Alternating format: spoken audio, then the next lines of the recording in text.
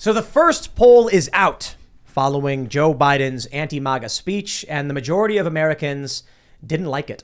They felt that it was dangerous. They felt that it was escalating conflict in this country and that it was incitement to conflict. So that's around 60%. Now, here's the best part. Democrats overwhelmingly liked it. Republicans and independents do not like it. And here's the best part.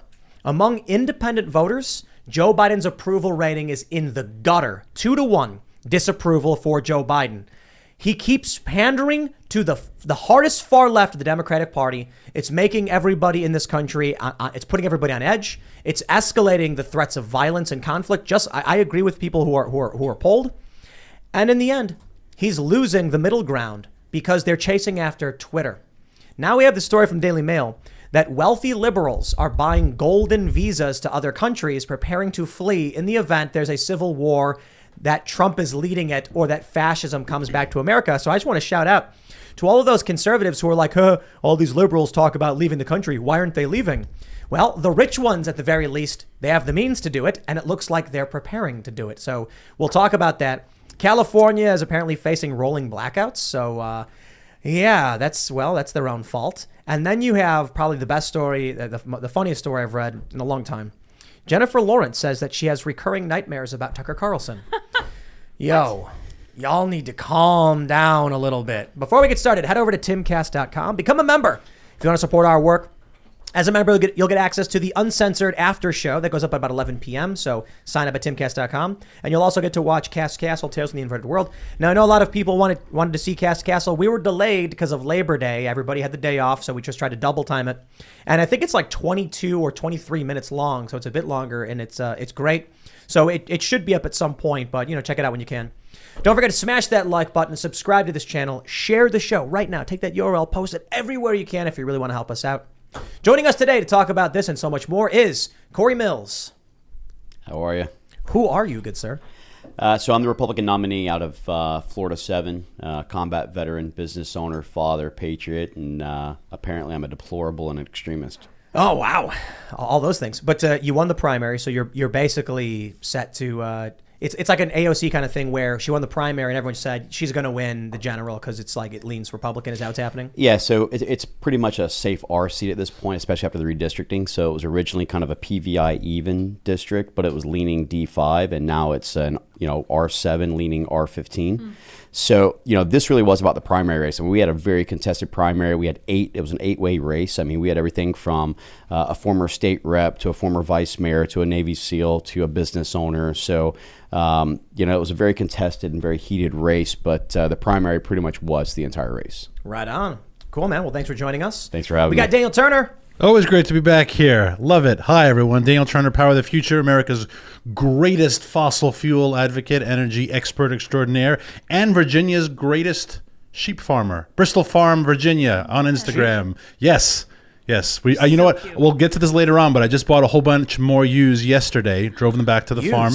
Ewes a female sheep that you can inseminate, right? And as I was driving them home, I was thinking how new blood is so important to a farm because you can't have dads, have sex with their daughters.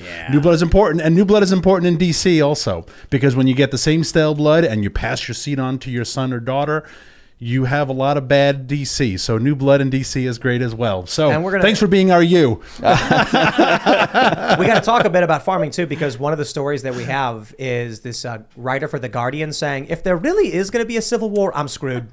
Like no guns, no bunker, no food, I'll last a week. And it's like, thank you for acknowledging that's the truth. But now you can change these circumstances. Yeah.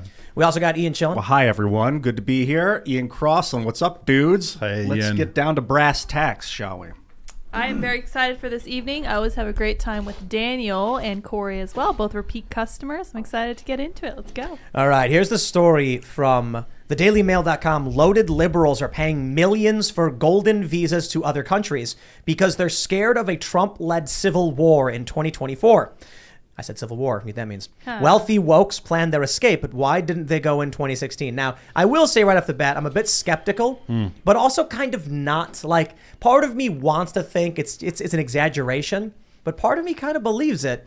We already saw the story about these billionaires who are trying to build bunkers and resorts in New Zealand and stuff. And that story's been going on for a long time. You had the CEO from Reddit who's also one of these woke, wealthy liberals, talking about survival, prepping, and getting food because they saw something coming. Daily Mail says, the wealthy wokes are spending huge sums to bag visas that allow them to escape to countries like Austria, Turkey, Jordan, and the Caribbean, according to attorneys running the process. Consultants say they've seen a massive spike in interest for citizenship for second countries all over the countries over the last few years. Many Americans told them they are petrified by the thought of another Trump administration, while others cited the Roe v. Wade ruling in the 2008 crash. You know what I love about that? If you want to leave the United States because you're worried about abortions, go to Jordan or Turkey. See how that works out for you. If you want to leave America because you're worried about authoritarianism, is Turkey, right, the best runner-up? Is Canada? Yeah. This is the craziest thing I Yeah. see with this. And people are like, I'm going to move to Canada. It's like, okay, well, like they were arresting people trying to leave their homes. They called truck drivers fascists and extremists. I mean, we got similar issues going on here in the U.S., but I don't think going to Jordan. No. You know, I don't think... I was Please. just going to say, I think that it's greatly exaggerated. And I think that we have to understand that historically, a lot of billionaires and even multimillionaires look for areas to park money that has the best taxation clauses. I mean, that's why you have countries in the Caribbean, like Bermuda, things like this, has a 2% tax treaty with America. So they park their cash off there. You have the UAE and Dubai, who has a DMZ, which is a tax-free hub, and things like this. I don't think it has anything to do. I think they're trying to utilize this as an excuse.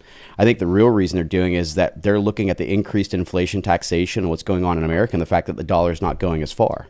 they probably saw 87,000 new IRS agents and said, exactly. Maybe I should be a citizen. It's Trump's fault. Yeah, Oh, I also love like rich liberals that took a private helicopter from Amman to Petra, and they're like, Jordan is paradise. I live in Jordan. It's like, well, yeah, that's great. It's like you got your tour of the Hagia Sophia, and you're like, I could live in Istanbul. Sure, you could. But I will just caution and remind everyone that during President Trump's time in office, you actually had more billionaires and multimillionaires moving their cash back onshore to America, and you had businesses returning to America. So I think that this great exaggeration that they're fleeing because they're worried about another Trump administration, which I'm certainly hoping for one, I think it's completely far-fetched, and they're running away from the realities because that doesn't add up to what actually happened from 16 to 20. Peter Navarro was on the show, and he was saying, well, at least give me that we had the best economy of our lives or correct. whatever. And I said, no, I think that the balloon was about to burst because of our 24 trillion deficit or debt.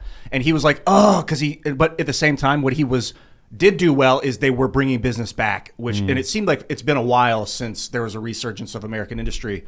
And they Exactly were doing what their we're talking part. about. Right. I mean, right now we've got a GDP to national debt ratio of about 131%. So you're talking about an insolvency as a business owner. That means you don't qualify for a loan. That means that you're spending 31% over what your incoming revenue is. So, at this stage, the only thing that props up America is the fact that we have the US dollar as being a global currency, which is exactly what China, Russia, and Iran is trying to eliminate as the US dollar from being the global currency. That's the whole point of their kind of geopolitical alignment. They've been doing that for a long time, too. But now they're almost close when you talk about the fact that, one, they're already expanding the Eurasian border. They take over Africa, Oceania, create the maritime Silk Route, cut off supply chain to the Western Hemisphere, because we're getting dragged into these endless wars like we're seeing in Ukraine, when the reality is that this is about economic resource warfare. This isn't about kinetics any longer. You know what's weird about this article? If I could just say, if I'm the Democrat advisor to the Biden campaign world, if your wealthy liberals are already banking on a Trump win, you have to be nervous about your campaign strategy, right? Like if they're already planning to leave, then they don't think he's going to win. Perhaps. I think a lot of it's probably that they're saying, okay, it looks like Trump is going to win, so I'm going to hedge my bets. Yeah. But I'll be honest, too. In the source article, which comes from the Daily Beast, they mention, for years, David Lesperance, an immigration attorney who helps wealthy Americans obtain second citizenships, saw a similar type of client. Millionaire MAGA heads, Silicon Valley libertarians, new money crypto investors, basically rich guys who wanted out of the U.S. tax system. But in recent months, he's seen an increase in a surprising clientele. Moneyed liberals who are terrified about the political future of the country and want an escape plan. I think, after everything we've seen, I mean, look, they're talking about rolling blackouts in California.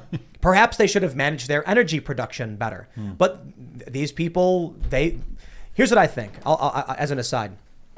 They campaign on climate change and then have no choice but to follow through with cutting off their own electrical grid to appease their own voters, and they're spinning themselves into oblivion. Now California is in serious trouble. They couldn't build enough generation to maintain their own state, despite the fact they've been screaming about it endlessly. Now you have people who are suffering their own problems, leaving places like California and going to Arizona or Texas and bringing their problems or their voting patterns with them. But then you have the wealthy who are looking at all the problems they created, all of the cheering on of the going after Trump, defense of Hunter and Joe Biden and their illicit business dealings. There's going to be accountability. We saw this in early 2020 or mid 2020 when the Boston Globe reported on war games that were being held by Democrats and neocon establishment Republicans. And on the Democrat side, in the war game, they suggested the West Coast secede from the Union if Trump were to win. That's where they were in 2020, at least according to the Boston Globe. When I hear that they're fleeing now because they're scared about Trump, I say yes. And for the moneyed liberals, I don't think it's because they have Trump derangement syndrome. I think it's because these are the people who know that they've been doing naughty things and they're going to get caught when Donald Trump or Republicans. And it's not just any Republican. It's got to be Republicans who actually take action, actually file subpoenas. No, I think Larry Hogan will go after these guys too. I can't finish the comment without laughing. Sorry, I apologize. Well, I'll tell you though, I do think that there's a part of that, but I also think that you're starting to see a lot more currency hedging as well, where people are actually going and parking their money offshore. They're exchanging their currency and trading on the markets, and they're making a killing on it, basically betting and shorting the dollar. And so, I think that a lot of these people, they just have the amount of money that's necessary to go ahead and try and continue to create more wealth, and they're doing it on the backs of hardworking Americans. Do you think that they're actually fleeing is an interesting phrasing, but do you think they're just increasing their portfolio? That's exactly what they're doing, in my opinion. More property? And finding a way to save money on taxes. 100%. Especially with the it's funny because that's why I said Bermuda, by the way, because they literally have a 2% tax treaty, and there's things that people will go and buy like insurance captives, and then they will do something in one of their businesses. They will file an insurance claim against it, pay themselves out. Insurance claims aren't taxed, and then they're basically just circumventing the system. So, this is where the idea of needing 87,000 deep state police added into our system with the $600,000 in small caliber ammunition isn't the fix. It's actually fixing the loopholes and making sure that we hold those accountable who are actually trying to do these things. I think the moneyed liberal types, look, the Democratic Party's become the party of the wealthy. Vox.com said this, not Fox, Vox, V-O-X, said in 2016 the Democrats had become the party of the wealthy. They've become whiter and wealthier over the past several elections, which is funny. And the Republican Party is becoming more diverse and more working class. So of course, these are people who are like, well, with Joe Biden making these moves to raise taxes and stuff, I got to do what I got to do, And what I see with Joe Biden's move and the Democrats' move with the IRS, for instance, they're not going to go after the rich people. No. Because the rich people fight back. If the IRS sends a bill to a millionaire and says, you owe us X, he'll be like, he'll get in the call to his law firm and say, hey, handle this for me. And they'll be like, you got it. And then the IRS has got to deal with it. And they're like, we're going to lose money in man hours. Send the bill for $500 to that working class Joe who can't afford to fight back. That's right. Do that to 10,000 working class Joes, and we're going to make a pretty penny. Yeah, and you will. You'll just pay the fine because you can't afford the attorneys. And we were just saying before we went live, this was the strategy of Mayor Bowser in Washington, D.C. as the city was struggling for revenue. She hired thousands more meter maids, we used to call them. And, you show up to your car, you're totally within your limits. You've obeyed all the signs, all the parking rules. You paid, but you have a $35 ticket, $50 ticket. And what are you going to do? You're going to take a day off of work to go stand before a judge for $50? No, you curse, you scream, you pay the $50. And she knows that's what you're going to do. Right. She doesn't care about truth or justice, and that's what these IRS agents are going to do. Maybe not, $50, but honestly, if I got a $500 IRS fine, I can't. That's my lawyer's fees would be more than that. Exactly. You're going to curse, you're going to scream, and you'll be like, damn it, and here's the $500. I remember one time I got 2 tickets in the mail that were final notice, $150 I think was due. 2 of them, $300, and this was back when I was making like $10 an hour working at the airport in Chicago. And I was like, "What did I get tickets for?" Looked them up, and it said I had illegally parked in Chicago months ago. Never got a ticket on my car. Nope. Never parked illegally. And when I called them and said this must be a mistake, they said, "Well, you didn't respond to the first 2, so now it's too late. You have to pay. It's a final determination." And I said, "I never got a ticket." Doesn't matter. Prove to me you didn't get it. Yep. Yeah, Exactly. That's very common. Prove that you didn't get it. Like that's fascinating. That's metaphysically Well, impossible. but this is the way it works, right? Yeah. It's guilty until proven innocent, not innocent until proven guilty, the way it was originally set. Yeah, and it shows you. You just mentioned the California thing. It shows you what I think a lot of government and government bureaucrats, what they really think of their constituents, right? Yeah, they're piggy banks. Yeah, exactly. You know, like we don't care about what this is bad for you, if this is inconvenient, if this is illegal, unconstitutional. But we don't care that Tim didn't do this. We just need his damn money. But I'll tell you, this is why, when I talk to my more moderate liberal types friends, and they tell me they're in favor of defunding the police, this is exactly why. Yeah. So I was talking to a friend of mine who lives in like a well-off suburban area. And I was like, why would you want to defund the police? You live in the suburbs. That's like where the cops are good. And she said, it's because we all keep getting pulled over and we don't do anything wrong. And they tell us to go to court over it and we can't. And we're all like, everyone's been talking about it. We're pissed. And then I was like, well, I get it.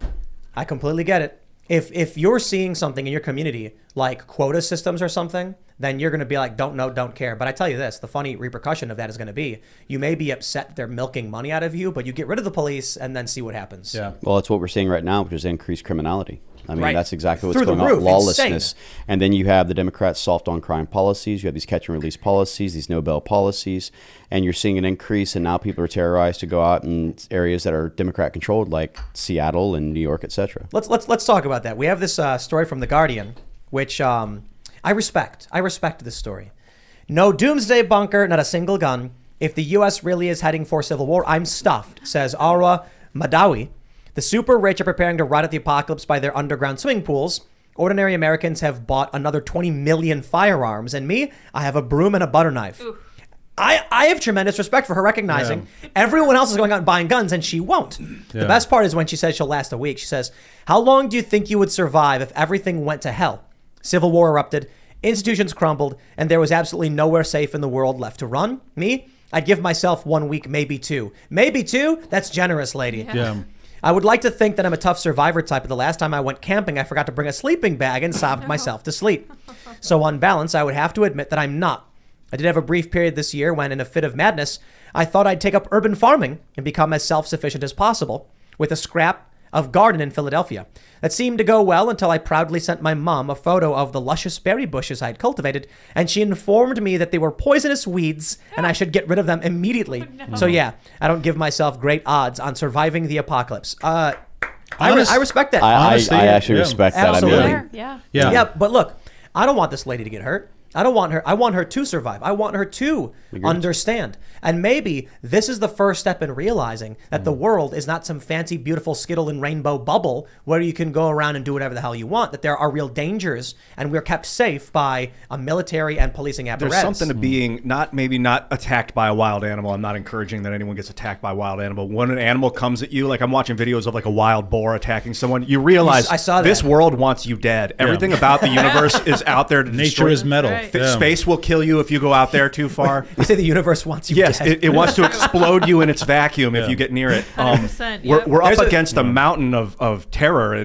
but we've lost that realization being in these cities all compacted. It was Canada, right? The wild boar thing. I didn't know where it was from. It was- it was somewhere where they're only No, it was a allowed guy. to have That was 3 Italy. rounds or Yeah. something. Italy. Italy. Yeah. And the boar comes at him. It's is it a guy or It was is a it high hunter? voice. I thought it was a woman, but And you see the boom, miss, point blank, miss, and then you start beating with the gun. Good Lord. It's like, well, now people ask, why do you need 30 rounds? Because that boar would not have been a threat to the individual, and boars can destroy you. I'm very I grew up hog hunting, so I know the dangers of wild boar, especially even bar hogs down in the state of Florida. And I mean, you can get boar hogs down there that are 300, 400 pounds, 4.5, 6 inch tush. And, they basically, I saw where, people had bled out because they'll essentially grab them right between, kind of the crotch and sever the femoral artery. And I mean, Yep. you're stuck in the woods sitting there bleeding out behind the pines and palmettos. So One of it's a real risk. One of the funniest things I remember was when I had a friend who went, I think it was in Arizona,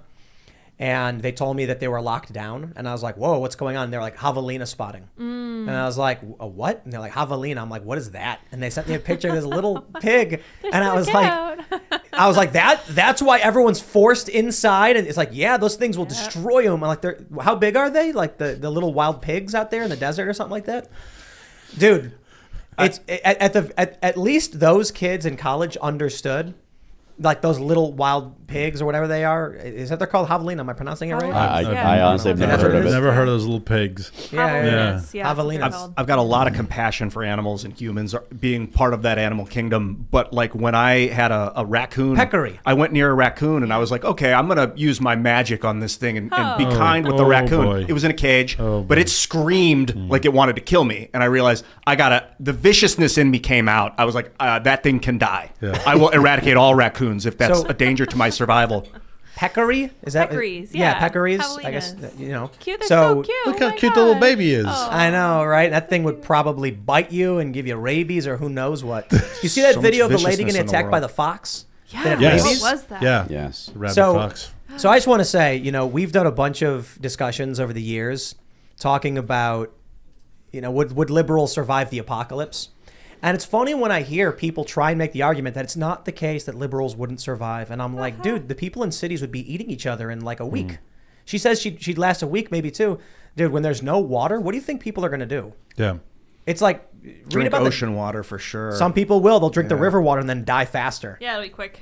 Yeah. Wow, man. Water, man. They said Between water all is the new gold. dysentery and all the other things, not understanding how to boil water, not understanding how to check things. I mean, look, I don't care how many survival shows you try to watch and, The Last Frontier or Alone. I mean, at the end of the day, if you don't have proper survival skills, you don't have them. Yeah, boiling water will kill microbes, but it doesn't get rid of like a lot of stuff like And it's very hard to pharmaceuticals and boil water if there's no natural gas or there's no your stove doesn't work. And- Do these people know how to make a Creating fire? And You know? maintain a fire. Yeah. Do they have any idea how to start a fire without? Well, I'll just get a lighter. Go to the CVS. There is no CVS. do they know how to hide a fire from people that want your Well, fire? this is where people you start asking. So, have you ever built a friction fire? Yeah. Do you understand, how to build fires in different elevations and in different climates, Yep. and how to maintain that and how to transfer? Because you can't just build a fire and think that you're going to live in one place forever. Maybe you're having to transport a fire. How do you do that? How do you tender? How do you?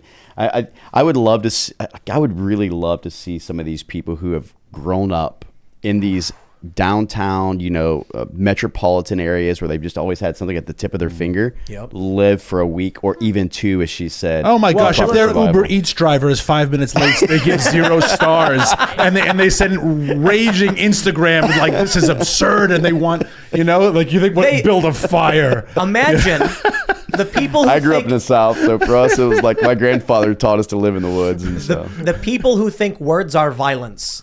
Yeah. They'll be out in the streets in an apocalyptic scenario, and there's going to be some dude with a gun who's hungry, and these people probably, many of them won't get to encounter words at all, but how will they respond to someone actually grabbing them? Yeah. Just like fall to the ground. How many of them will yell for the police? Yeah. If Oh, seeing right away. if seeing Ben Shapiro in the concert my hall gosh, made you right. like literally shake with fear, get ready when it's a bear, right? I'm And you imagining, don't like- you have no idea how to use a gun. Like maybe you have a gun. Do you have any idea how to load it, how to fire it? The apocalypse happens, the cities are wiped out, and Ben Shapiro's already created a small working city. And then the liberals are all outside the walls screaming how terrified they are of him, and they're telling stories. It's like, and then the people who aren't insane will just knock on the door and be like, "Good sir, I'm looking for a job in food." And it's like, "We are in need of someone of your specialty. Come on in." And they're outside screaming, terrified of Ben Shapiro. But so this is what I was saying earlier. I was like, look, I'm not going to pretend like I think I would survive.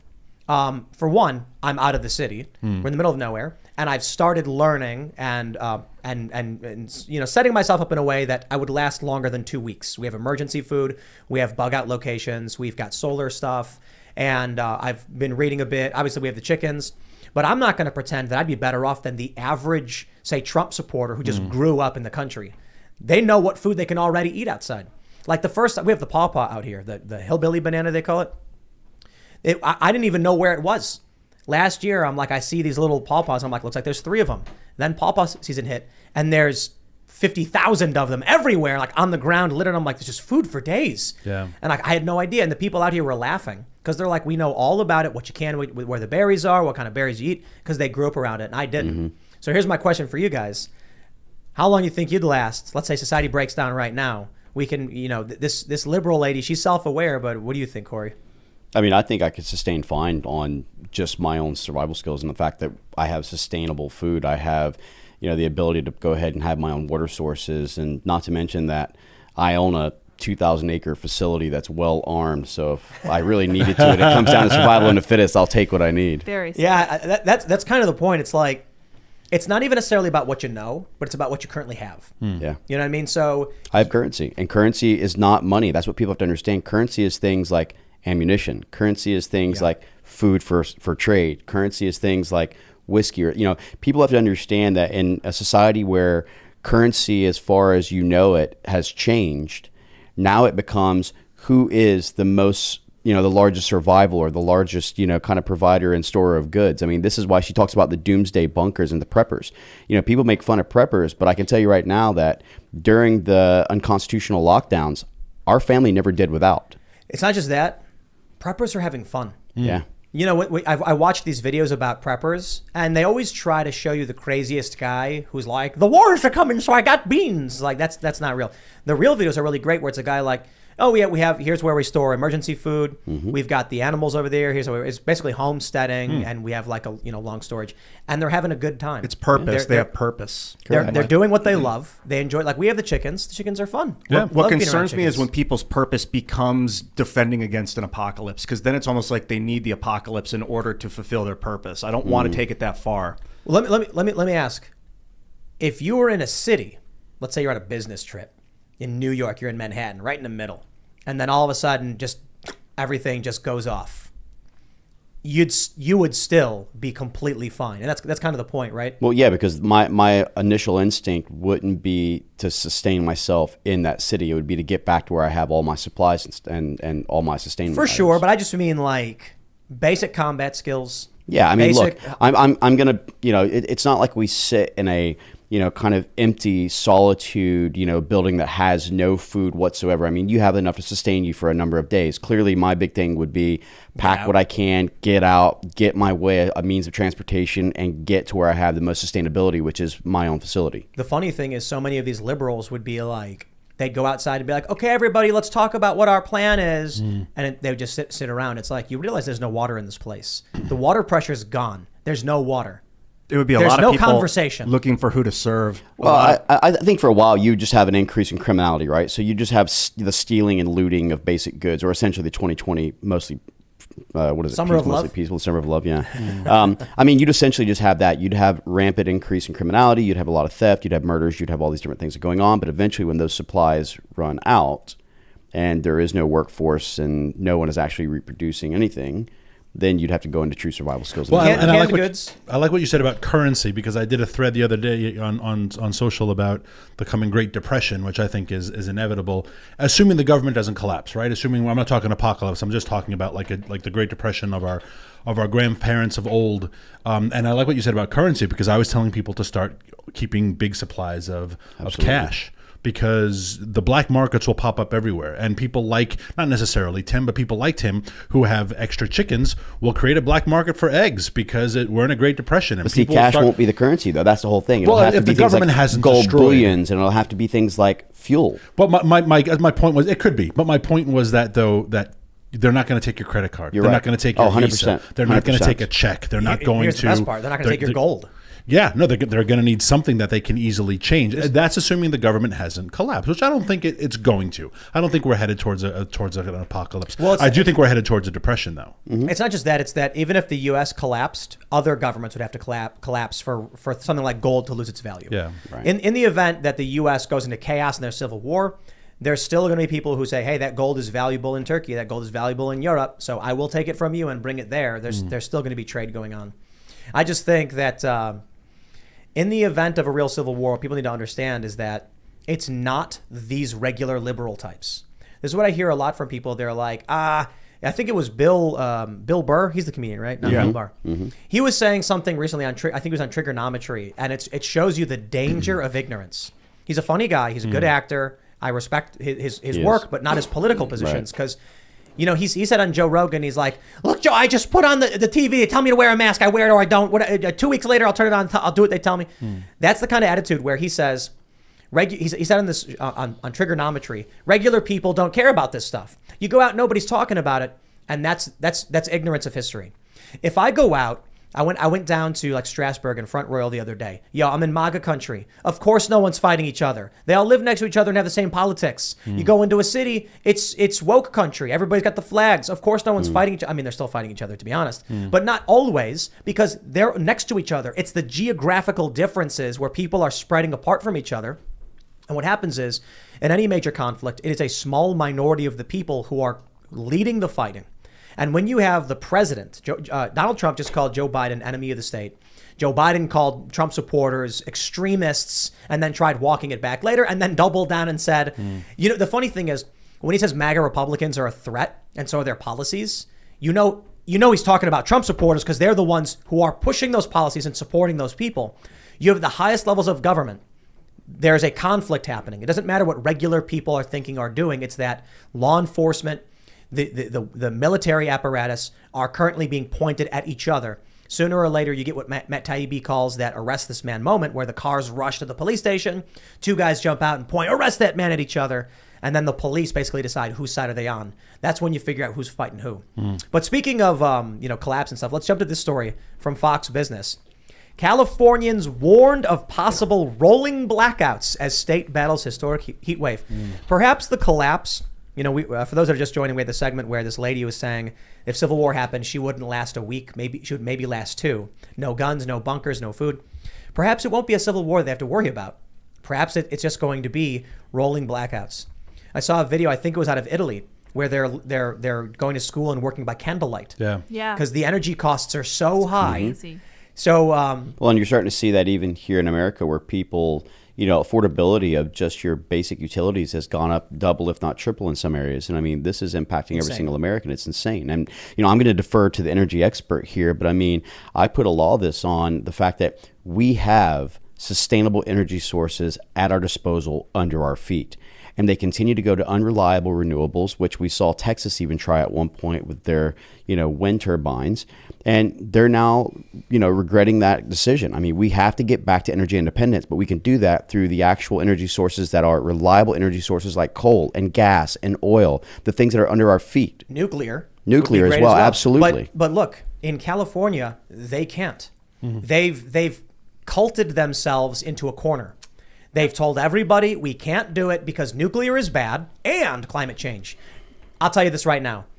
I don't care what your position is on climate change. California objectively screwed themselves energy-wise.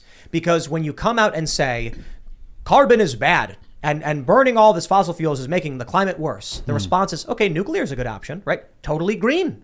And it's got an excellent energy return on energy invested. No. Nuclear is bad as well because nuclear is dirty. 3 Mile Island. Chernobyl. Yep. That's what everyone just says with nuclear. Fukushima. Chernobyl. and then the response is, okay, Yeah. go for wind, I guess. Good luck. Yeah. And now you get rolling. They're saying it's like a stage 2 emergency in California. They can't build nuclear because they campaigned on hating it. Yeah. They can't build new, fossil fuel plants. They campaigned on hating it. And they don't have the battery power for wind or solar. When Marjorie Taylor Greene criticized, I think it was solar power, saying that when the sun goes down, you lose the power. I like having the lights on at night. Everyone laughed. Liberals mocked her. They're like, oh, you're so dumb. Dude, large scale solar systems, there's not batteries for this. Solar works really, really well during the day when you have the energy, and then has to be supplemented at night with fossil fuels or nuclear. Salt's kind of But nice. I'll defer to you, Daniel. You know better than I do. Molten salt. You familiar with the molten salt reactors? No, I mean, molten salt, blue hydrogen, there's lots of great things in theory that I think I would be fine seeing investors, not the government. I would find seeing them develop. And if they work, it's great. I welcome all technologies. But the problem is the electric grid is, for good or for ill, it is run by the state.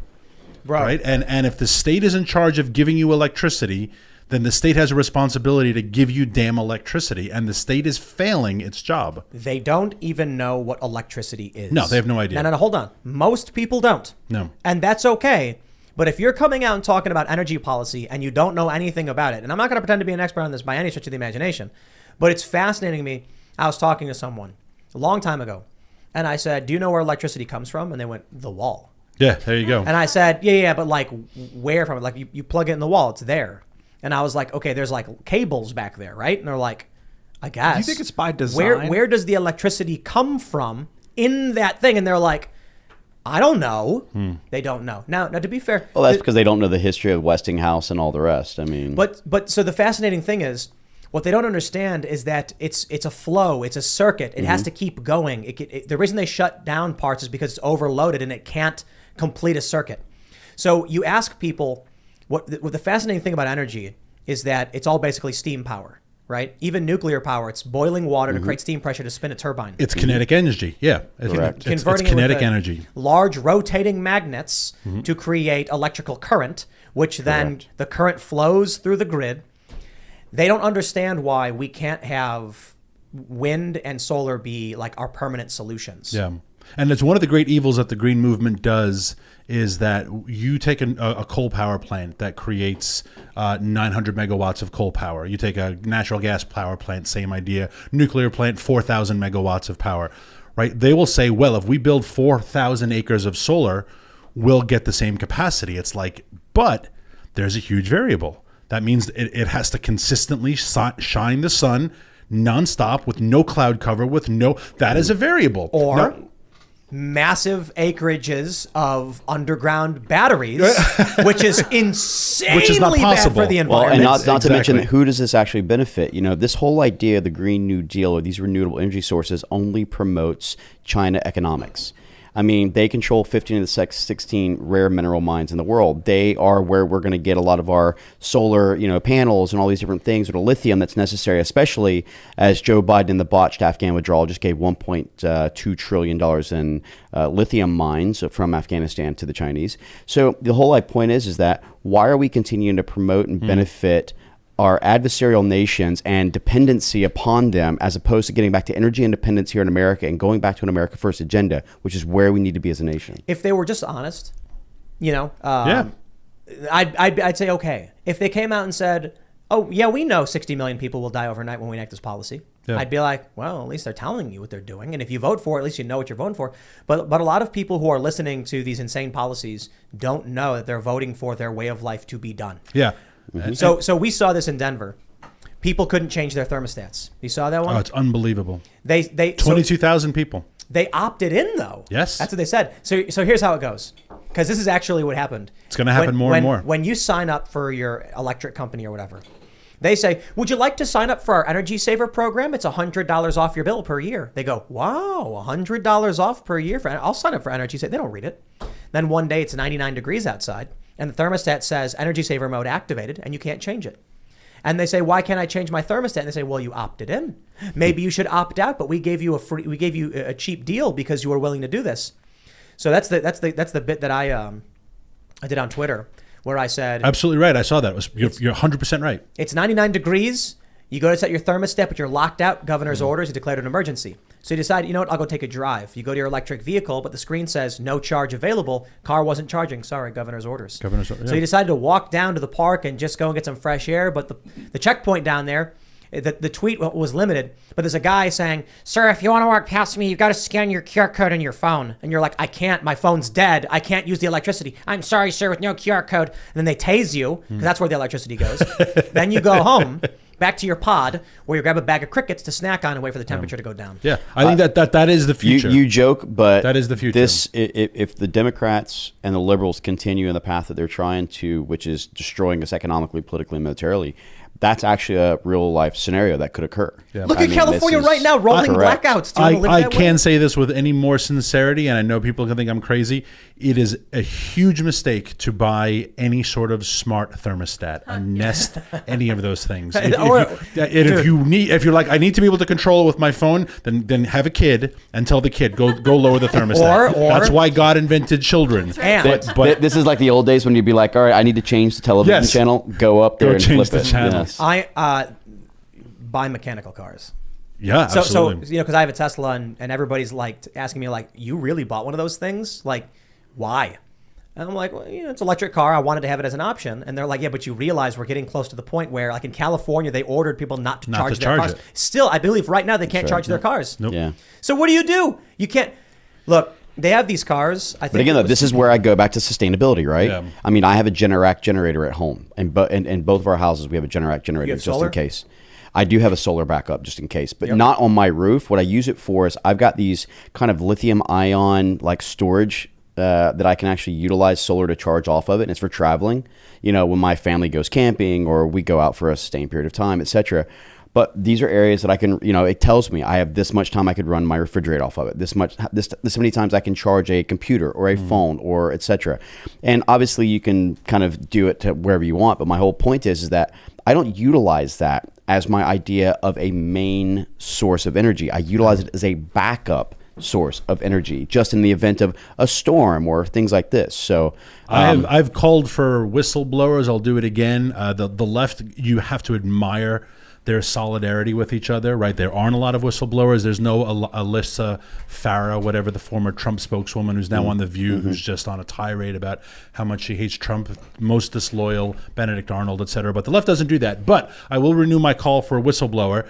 So I'd love to know what the governor mansion in California is right now. I'd love to know if Paul Pelosi is charging his electric Porsche. I'd love to know if Dianne Feinstein's house is literally set at 79, because that is the orders. And the answer is, of course, they're not. None of their offices are set at below 79. None of them have unnecessary lights. But we saw the same thing, though, with Governor Whitmer, right? We saw it in Michigan whenever nobody's allowed to take their boats out, but yet her husband's allowed to. Again, this is that two-tiered elitist justice system that I talk about that I can't stand, that we have to break the mold on, where political elitists and celebrities can act with impunity and the rest of Americans basically get tossed under the bus. But if you thought it was that angering that you were in lockdown and Nancy Pelosi was able to get her hair cut, or you were in lockdown and the governor of Michigan, Michelle Lujan Grisham, opened up a store for her personal shopping spree. That's not what upsets me. No, but if that upsets you, that hypocrisy, just wait until the energy. You know what upsets me? Hang on. Wait until the energy hypocrisy kicks in, that you are not allowed to use electricity today, but the governor's mansion is totally lit up. You are not allowed to charge your Tesla, but I can charge mine. Why? Well, because I'm the senior senator from California. But this is the same idea. That hypocrisy is going to create this hypocrisy, though, is exactly what frustrates me about politicians, because we actually will hold your feet over the fire if you're doing or committing insider trading, but yet we're allowing politicians, their wives, and their offices to buy, sell, and trade stocks that they know they're going to pass legislation on, they know they're going to directly manipulate. Why has that not been cut off by the left or the right? This isn't even a Republican versus Democrat or a socialist versus communist, or communist situation. This is literally just a right versus wrong, a good versus bad. The left populists and the right populists agree on that point. Yeah. It's the establishment politicians who are like, no, you're not taking away our insider trading. I did really well last year. My portfolio was fantastic, only because of my top secret security clearance and then the skiff. We discussed and the fact that I know what legislation is getting ready to pass. I mean, imagine deep diving into who bought Pfizer, Moderna, and Johnson & Johnson before they made this huge decision. Imagine looking at the ideas of this renewable energy and who's bought into Tesla and all the others.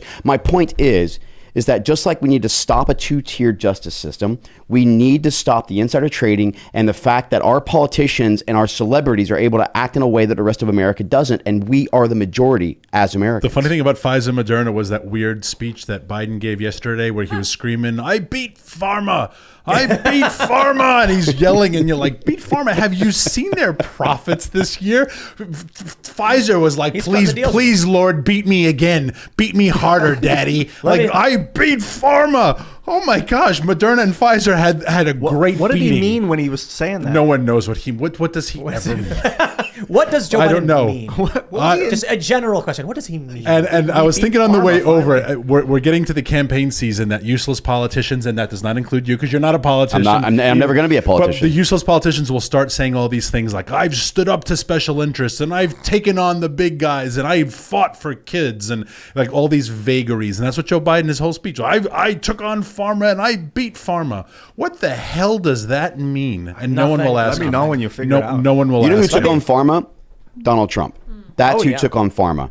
When you talk about not taking special interest groups, when you talk about taking on big pharma, when you talk about holding adversaries accountable, when you talk about proper foreign policy and a more America First agenda, you can get as mad as you want about his tweets, but no one did greater than President Donald Trump. Can you really take on pharma, though, if you haven't screamed it from a podium? He just gave us... With a weird red backdrop behind you? He just gave us... He gave Pfizer like a blank check. Yeah. That's exactly right. But how is that doing good against pharma? That's what Donald Trump he's did. lying. We get it. Yeah. Oh, you're lying. No, Biden. But no, I'm talking about, you said Donald Trump was the best at taking on big pharma, but he gave Pfizer a blank check during the pandemic. He also didn't. Well, he actually just helped to do the research for, the blank check, if anything, was on Operation Warp Speed, which is just trying to get a vaccination in play. But what I'm talking about is when he started actually holding the pharmaceutical companies accountable and saying that why is it that all these other nations pay a half or a third of the price of America when we're one of the largest consumers? We need the lowest drug rates. We need the lowest drug prices. We need to, go after what pharma is doing by abusing their rights here in America. Just because we can afford to pay more doesn't mean that we should pay more. That's holding them accountable. Didn't he open up competition for 100% medicines coming from Canada? Correct. Yeah. And for some reason, and generic brands and off brands. Right. I've got they hated him. They flipped out and they demanded that he be removed. And now you get big business Biden and his illicit dealings to come back in. It's remarkable. 10% for the big guy. I've got to know about electricity before we move on to the next story, because we're talking about currency, and I think electricity is going to be a currency of the future. Of How you transport it, that's energy a question. is everything. Yeah, and Absolutely. electrical currency, it's an actual phrase. So, like you were saying, people don't know what electricity is, a lot of people. Why? That's by design, because we didn't teach kids in school how to make an electrical current. That's probably by design, too, because if you give people the power to create their own electricity, you lose control of them. So the government's in a position now where they're like, what do we do? Are we going to give people the power, or are we going to try and hold on to it as society falls around us? And if people did have the power and everyone in the world had equal power to the government, would it just be a constant state of evolution and fighting and destroying, and the strong man comes up with the technology? So is it good that people don't have that power? We've all seen, on YouTube, perpetual motion. Yeah, all those videos where people build perpetual motion machines and generate free electricity. That proves it. At face value, I'd love everyone has their own everyone has their own power generator. Everyone has infinite. But what would that? It would be until the strong man's like, I'm going to use my power to destroy that guy and take his, so I have twice as much. Like, that's the history of humanity. Is the strong? So is the government doing the right thing by keeping people stupid and subservient? Would it be constant war if they didn't? No, I can understand your point of saying if the government supplies the electricity, maybe we take away that potential for conflict between households or neighborhoods or whatever. And I can understand that. But then if we've given the government that power, then they also have that responsibility, and they're failing that responsibility. A great radio host who I'm friends with, and I go on a show a lot, Jesse Kelly out of Houston, he was replying on a bunch of tweet threads saying, you don't get to ask me to reduce my electricity consumption, because your job is not to tell me how to live my life. Your job is to produce electricity. And if you're the governor of California, and it is a numbers game, California has to generate, I think it's something like 52,000 megawatts of electricity a day. If you don't produce that, then you're failing your people. And that's all the election matters about. You can talk about the election is about equity, it's about justice, it's about creating a more tolerant society for California, it's about homeless. All that is crap. So the government, the election in California should be based on the fact that as governor, you are responsible for a few things: crime, and boy are you failing; electricity production, boy are you failing; and Gavin Newsom will win re-election effortlessly, because that is also the two-tier system that we're dividing into. One last thing just to finish, when California, as Tim said, they have to start to shut down segments of the grid to keep the overall sustainability. When they shut down areas, look who they shut down. It will not be Silicon Valley. It will not be Facebook's office. It will not be a Kardashian household or Malibu. It'll be middle and low-income families. Voiceless, powerless people who have useless Republicans representing them in Congress will get plunged into darkness. And they'll be like, this is unfair. But if you live in the Central Valley and you go 4 days without power, pray to God your congressman fights for you. But obviously your congressman's probably just going to be like, well, life sucks, guys, but I was in D.C. I witnessed this personally during the drought in, I think it was like 2015. I went to Tulare County. Poor working families had no water. Golf courses did. Yeah. The city, the people with money, don't get me wrong, it's not like they were doing well. They were in a serious drought. They didn't have a lot of water, but they got the water they needed. And that's the reality of it. New York, when the power went out, what was the first neighborhood? Brownsville, which is an all-black neighborhood in Brooklyn. Summer of 2021, last year, when they had to turn off a small percentage of the grid, and Bill de Blasio's administration, and that's Brownsville in East New York. And if you look at videos of that time, the residents there, poor black people, are standing outside because you can't be inside because the windows don't open in those housing units. But isn't it funny that these are the exact same people who say that you owe me your vote, even though I put you always at the end of the line. You're the one. This is why you talked about it earlier. At the end of the day, the Republican Party went from being the wine and cheese party to the beer and blue jeans party, and that happened under Donald Trump. That happened under President Trump. And where was we the- have to acknowledge that we now represent the interest of the people. We now represent the interest of the everyday blue collar modern day society. Because why? Most of us came from that. Like myself, my grandfather was a welder. My grandmother was a beautician. They adopted me because I lived in a family where my mom and dad had substance and drug abuse issues and were in and out of prison my entire life. And guess what? That's why I fight so hard for the American people, because I am one of you. Let me jump to this story. This is a story from Newsweek, and it helps us understand why it is that we end up with the politicians we end up with. Jennifer Lawrence admits to having nightmares about Tucker Carlson. Just wants to date him. Come on. Okay, yeah, right. Who doesn't? She's just mad. Yeah, In her wasn't that interview, the she AOC said- thing? This was that people want to date her. Yeah, Yeah. you're just upset because you want to date me. Yeah. Look, exactly. in Vogue's October issue, she said that she has recurring nightmares. She says, I can't F with people who aren't political anymore. You live in the United States of America. You have to be political. It's too dire. Politics are killing people. She said that she has nightmares starring Tucker Carlson. Huh. Okay. These people, they're out of their minds. Yeah. We talked about, wild boars, guns. These are people who've probably never stepped foot in a wooded area. They've probably never driven outside of an incorporated town or whatever. Been attacked by a raccoon lately. What was the old saying? First world issues. Yes. Yeah. Yeah. So My Jennifer life Lawrence, is so good. Let's just Google Jennifer Lawrence net worth. Oh yeah, what is it? What is that net worth? Did you get it? Millions and millions, I'm sure. Of course it is. Jennifer Lawrence net worth is averaged at $160 million. Wow. I'm sorry she's the victim right now, guys. We need to understand that. She's the victim in this, and we all need to feel sorry for her. Her and Meghan Markle. Yeah. They're the real victims right now. Dreams are funny. Tucker Carlson net worth $30 million. Oh. She's worth what was that, like almost just over Almost 5 three times. Yeah. Yeah. Well, it was Yeah. at Oh, it's 5, sorry. 160. Yeah. More than 5 times Tucker Yeah. Carlson's net worth. This is what happens. This is, man, people who are extremely powerful and wealthy, but it's the Hunger Games. It's Capital City. Yeah. Well, she actually was Yeah, how the fitting, main yeah. actress. Exactly. There you go. Yeah. It's ironic, isn't it? That she in real life represents the snooty people drinking Ipecac to vomit and keep eating while poor people actually suffer. And the funny thing about the Hunger Games, the movies, I don't know if it's the same thing in the books.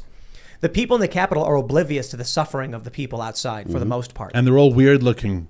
Oh yeah. They're all kind of With like blue hair vaguely and blue hair, They're all- shaved heads. slightly androgynous and bizarre and uncomfortable and So the problem is you get someone like Jennifer Lawrence, and one of the quotes she has, I don't know if it's in the Newsweek article, but she said, here we go. Quote, "It breaks my heart because America had the choice between a woman and a dangerous, dangerous jar of mayonnaise." And she said, and they were like, well, we can't have a woman. Let's go with the jar of mayonnaise. Sure, I don't want to disparage my family, but I know that a lot of people are in a similar position with their families. How could you raise a daughter from birth and believe she doesn't deserve equality? How? That is not why Donald Trump won. I would say the big reason when it's a choice between Donald Trump and Hillary Clinton is that, I don't know, Hillary Clinton the Clinton Foundation was receiving money from foreign governments while she was Secretary of State, that the Obama administration got us entangled in a bunch of wars, that Hillary Clinton said, we came, we saw, he died. Yeah, give me that against a Donald Trump. You know what? I still didn't vote for him. But then you give me Joe Biden and you give me 4 years of what Donald Trump was trying to do. And I was like, okay, all right. As if the big issue for me is that Hillary Clinton is a woman. No, it's that she's a psychopathic, she's a sociopathic murderer. Also, what they did to Bernie Sanders was unconscionable. Bernie was winning that election. He had all the energy, and then the Clinton, I don't know what The DNC basically- Yeah.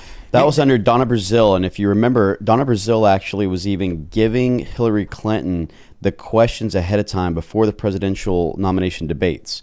Right. And she was caught doing this, and she profited massively off of this. She gave Hillary the questions when she was Before the about to debates. debate Bernie. That's exactly And right. Before the Bernie debates. didn't have the questions. Correct. So that's Yeah. insane. If you know that, how could you, But in your, like, that's why I didn't support it. This is the mentality that we're up against.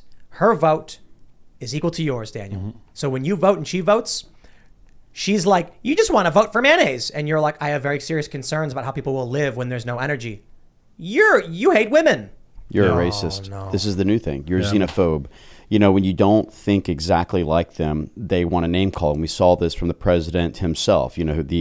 I call him the selected, not elected president of the United States. But you saw this where that's exactly what he did. He's gone now to name calling and telling all of us, first it was we're deplorables, now we're extremists just because we care about our nation and we are, God-fearing, America-loving individual patriots. And now all of a sudden we're labeled as extremists as a result of it. We don't think like you, we don't act like you, we don't behave like you. Therefore, you are a racist or a xenophobe or an extremist. This is really where the left has gone. And meanwhile, the rest of us who are sitting as part of MAGA or sitting as part of the America First agenda, we're just simply saying, well, no.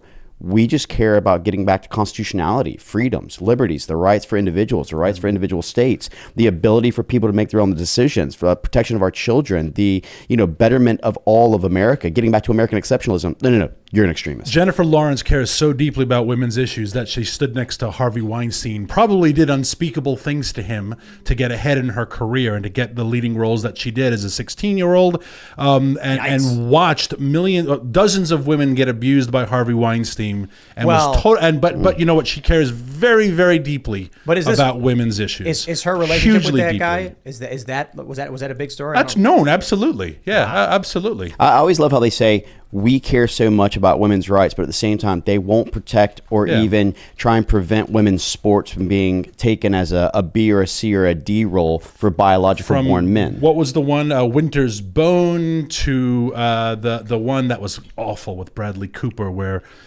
Oh, gosh, the Silver Linings Playbook. She's got a long history with Harvey Weinstein, and you did not get a leading role as a lady in a Harvey Weinstein film unless you did the things that Harvey Weinstein wanted you to do. The article from Newsweek, did you get 8 hours ago? Jennifer Lawrence addresses rumors she effed Harvey Weinstein. That's the same interview she did. In the interview she did with Vogue, she said is not true. I'm sure no, of course not. It's not true. Of course she's going to say it's not true. You know what I think? What is she going to come out and say it's truthful? Well, the only reason people are saying it is because they hate women. I think about women's rights and black rights and trans rights. I think of like human rights. Like we shouldn't be arguing about who gets the better bedroom in the slave quarters. It should be about let's not be slaves, people. It doesn't matter who you are. That's a great line. That was great. That's a very good line. Yeah, I am sick and tired of people glomming on to whatever they think their unique qualifier is that makes them a victim when they are the most privileged. Who in the world has more privilege than Jennifer Lawrence? If we lined up all 330 million Americans in privilege order, where do you think Jennifer Lawrence ranks? Does she rank? I mean, you're definitely higher than I am. But $160 million. But I mean, think about it. This idea of self-victimization is what the left has gone towards. And it's the same with Meghan Markle, who gave another interview yesterday about how hard her life is, the little princess, right? This nonsense that we're always victims because victimhood is very, very sellable. Well, to correct you, I think she's a duchess. But I mean, at what point you've won an Oscar and you're worth $160 million? Serious. At what point can you just shut the hell up and say, you know what, my life's been great? But look, this happens all the time, though. I mean, look at your athletes who. Big deal. Look, you got athletes, and you've got people who've gone to the ranks of political elites who want to talk about how there's this systemic racism that exists, and there's this glass ceiling. It's wait a second. You're one of the leading figures, whether it's in politics or whether it's in celebrity status. How did that glass ceiling impact you? How did that systemic racism prevent you from becoming the vice president of the United States? Or how did that prevent you from becoming one of the wealthiest talk show hosts in the world or one of the wealthiest, basketball players? But yet you want to talk about how you're so disenfranchised. Because the real victims in society don't have a voice. And it is the job of a just society to elevate those people. Like what I was just saying about electricity. Well the most abused people in the green blackouts are going to be people who are voiceless and powerless, and no one will stand up for them. The most abused people clearly are celebrities worth 10 figures. How many? 9 figures? They've been treated so horribly. Yeah. And Joe Biden, ask him. He'll always tell you how hard his life was. He and 80% of his friends all have cancer, right? He'll tell you Lawrence wraps up her day of work where she's pretending to be somebody else. Granted, she's good at it. Good for her. Yeah, she wraps up her day at work and then probably hangs out in an infinity pool with like rare imported escargot or other nonsense. Like, come on. $160 million net worth. It's good money. It's like in Iron Man 2 when Justin Hammer, the bad guy, is eating the dessert, and he's like, "It's Italian. I have it imported every day or whatever." It's like, yeah, okay, we get Well, it. that sounds like Nancy Pelosi when she was talking about, how disenfranchised she was while she sat in front of, what was it, like $30 pints of ice cream behind her $30,000 She's like, I know everyone's refrigerator. suffering, but I've got $30 ice cream in my freezer. I will say this: I've had that ice cream once in my life, and it is really, really, really good. But it is like $15 for a little tiny thing. It was remarkably good, but I can't afford it. I can't afford it on the regular. And she opened up her drawer. By the way, her Sub-Zero was $20,000, and she had two side by side. And she opened up her freezer drawer, and she had probably about $200 worth of ice cream in her $25,000. I'm sure if you'd opened up the main one, it would have been nothing but like vodka, because we all know that she's like perpetually drunk. It's fascinating to me that there are Joe Biden, the Democrats come out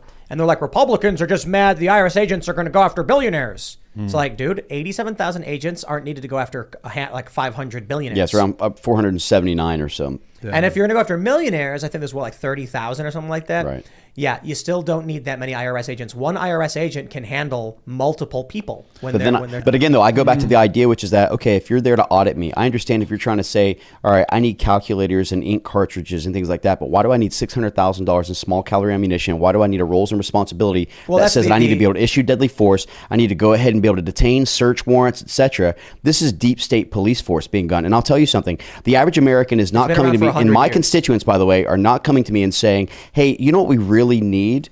We need 87,000 more IRS agents. You know what they're saying? We need to secure our borders. We need to get our energy prices under control. I need to make sure that I am protecting my children in the schools. I need to make sure that our economy and our inflation gets under control. The everyday American wants affordability and safety.